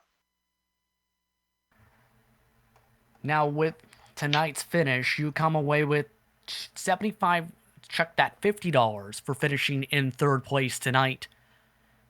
How does it feel overall to be able to have that honor of not just winning that money, but being in the podium positions tonight for one of the first major races with these cars on the entire service? It's wonderful. I'm pretty quick at adapting, and whenever something new comes out in iRacing, I always try and jump on it. For these reasons where I think I can get on track and find some speed pretty quick. But especially some of the big names, pro drivers and whatnot that were in this race. P3, I'll take it. Obviously, I wanted the win, but I'll take a P3. Anyone you want to thank for being a part of your top 3 run tonight? Of course, I got to thank all my guys at LeDuc Matthews. They helped me out a lot during the week on super late models. We run pretty hard, and Sarah, and they were also with me, helping spotting and racing with me tonight. I'd like to thank all the guys at Dynamic for putting this on. A lot of time and effort goes into this stuff, and you don't really see it, but I do appreciate it. Congratulations on the top 3 tonight, Jacob. Well deserved. Thank you. That was Jacob Harberts coming home in P3 tonight. Your second place finisher is with Peter McKay. It's Connor Hale. Connor, congratulations on your second place finish in this Darlington 400 throwback race. How was it from the driver's seat? I mean, it was certainly intense. I took 2 tires in that last pit stop, fully expecting it not to work, and was shocked when it did. Certainly interesting last bit to the race.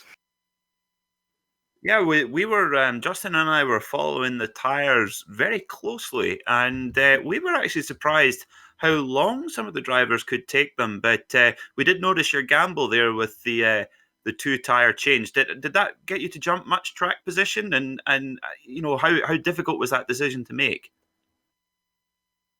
Earlier in the race, I was involved in an incident and I lost all my track position. So during that last caution, if I just took 4, then I was just going to finish in 12th. So I thought, you know what? Why not give it a shot? If it doesn't work, it doesn't work. So I took 2 and it just worked. I mean, the tires were weird because it was almost like they were better if they had a few laps on them, and that the new tire didn't really have as much as an advantage as I thought. So. So not the days of one and done then. So you could make them, you could get them going for a few laps. These Ford Thunderbird and Chevy Monte Carlos are brand new to the service. How have you found driving them in their first couple of days? Oh, they're just awesome. iRacing did a fantastic job. It's so much nicer than like a cup car or something because it moves around. It's fun to drive. So I've been really enjoying them. And finally, we saw some fantastic throwback paint schemes. Tell us a little bit about what the paint scheme you chose and why you chose it. You know what? I don't even know what car I was running. A buddy just sent over one to run, and I ran it. So that's probably not the answer you guys wanted, but that's the answer. It's very honest. Yeah, it's very honest, Connor. You could have given me a big emotional story about how he was my favorite driver, but no, it was your buddy's favorite driver, obviously. Yeah, I think it might be a Darrell Waltrip car. I don't know, to be honest with you. It looks cool. Good. So. It did. It looked very cool, the Superflow. Very, very cool. Well, congratulations on your second place finish. Is there anyone you want to give a shout out to before we finish? You know, I'm a one-man team on here. I guess thank you to my dad, because he allowed me to get this PC and get iRacing. So he's a big fan of me racing on here. So he's always supported that. But as for the actual racing part, I'm a one-man team, one-man operation. Well, you managed it very well tonight. Congratulations on the second place finish, and we'll see you at the next one. All right, thank you very much. Thank you, guys.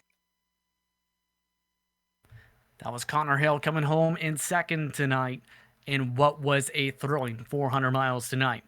Now, joining us is Christian Schauder, coming home with the top 10 tonight on the track, but a ton of work put in by him and the rest of Dynamic Autosports to prepare for this event. First, let's talk about the race. Christian, how are you feeling about your race tonight?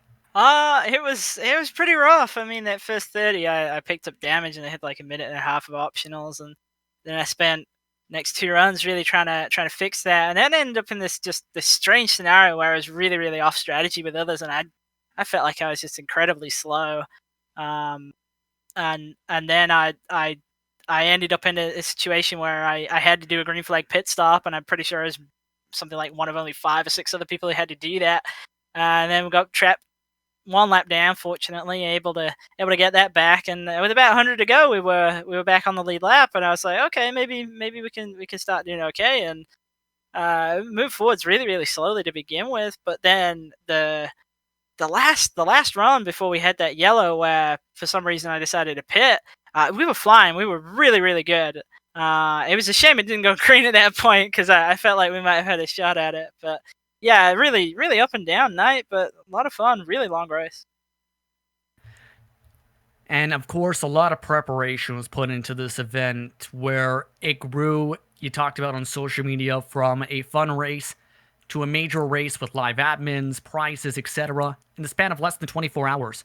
Talk about the process of setting up this entire event. Yeah, so that was really the craziest part about all of this, is that it went from I put it to our group chat on the Saturday night. I was like, hey, like we all we all like Darlington. We all think these cars are going to be pretty good. How about we do a long race at Darlington? And it kind of went from there. And pretty strangely, we were able to find some rather accurate weather info for the race, and we were like, hey, we could actually make it so that it's pretty much exactly like the September race was. The only difference is the lap distance, and then from there, I decided that we should probably try and see if we could get a couple other people to run it. So we put it out to friends, who then put it out to friends of friends, and suddenly the sign up link at, I think, about 3 o'clock in the morning Eastern time, after only being up for a couple of hours, we had 19, and by the time it got around to a full day later, we had a full 43 car field. So it really grew much quicker than we were expected, and we had a lot of help. A lot of guys put in both money into the prizes.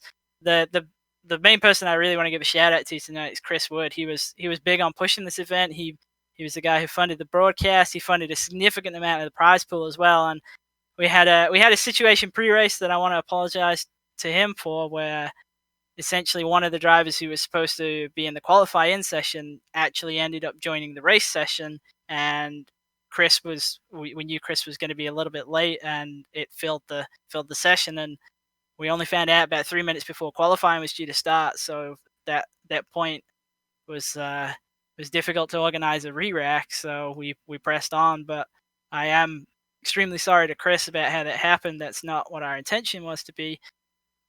But yeah, a big thanks to everybody who put everything into this event, everybody who kind of really pushed to make it a serious event, because it really was only supposed to be a fun event, and it turned into a big race, big prizes, and a lot of big names in here. Indeed, some of those big names, Moas and Novak, 4th and 5th at the end of the cash prizes, Kligerman P7 after roller coaster night. Castle went from back of the field to front of the field in the second half of the race to a top 10. It was very entertaining to see a lot of the come and go and goers tonight. You said a lot of the thanks already, but is there anyone else you want to thank for being a part of tonight's event? I thank you guys for fitting us in on the broadcast. I knew the Thursday's night schedule a little bit. I knew it was probably going to cross with another event, so I really appreciate GSRC for finding a way to make this event happen as broadcast. Obviously, I gave a shout out to Chris Wood, and really he was the big monetary funder of this event, so I'd like to give a shout out to him as well.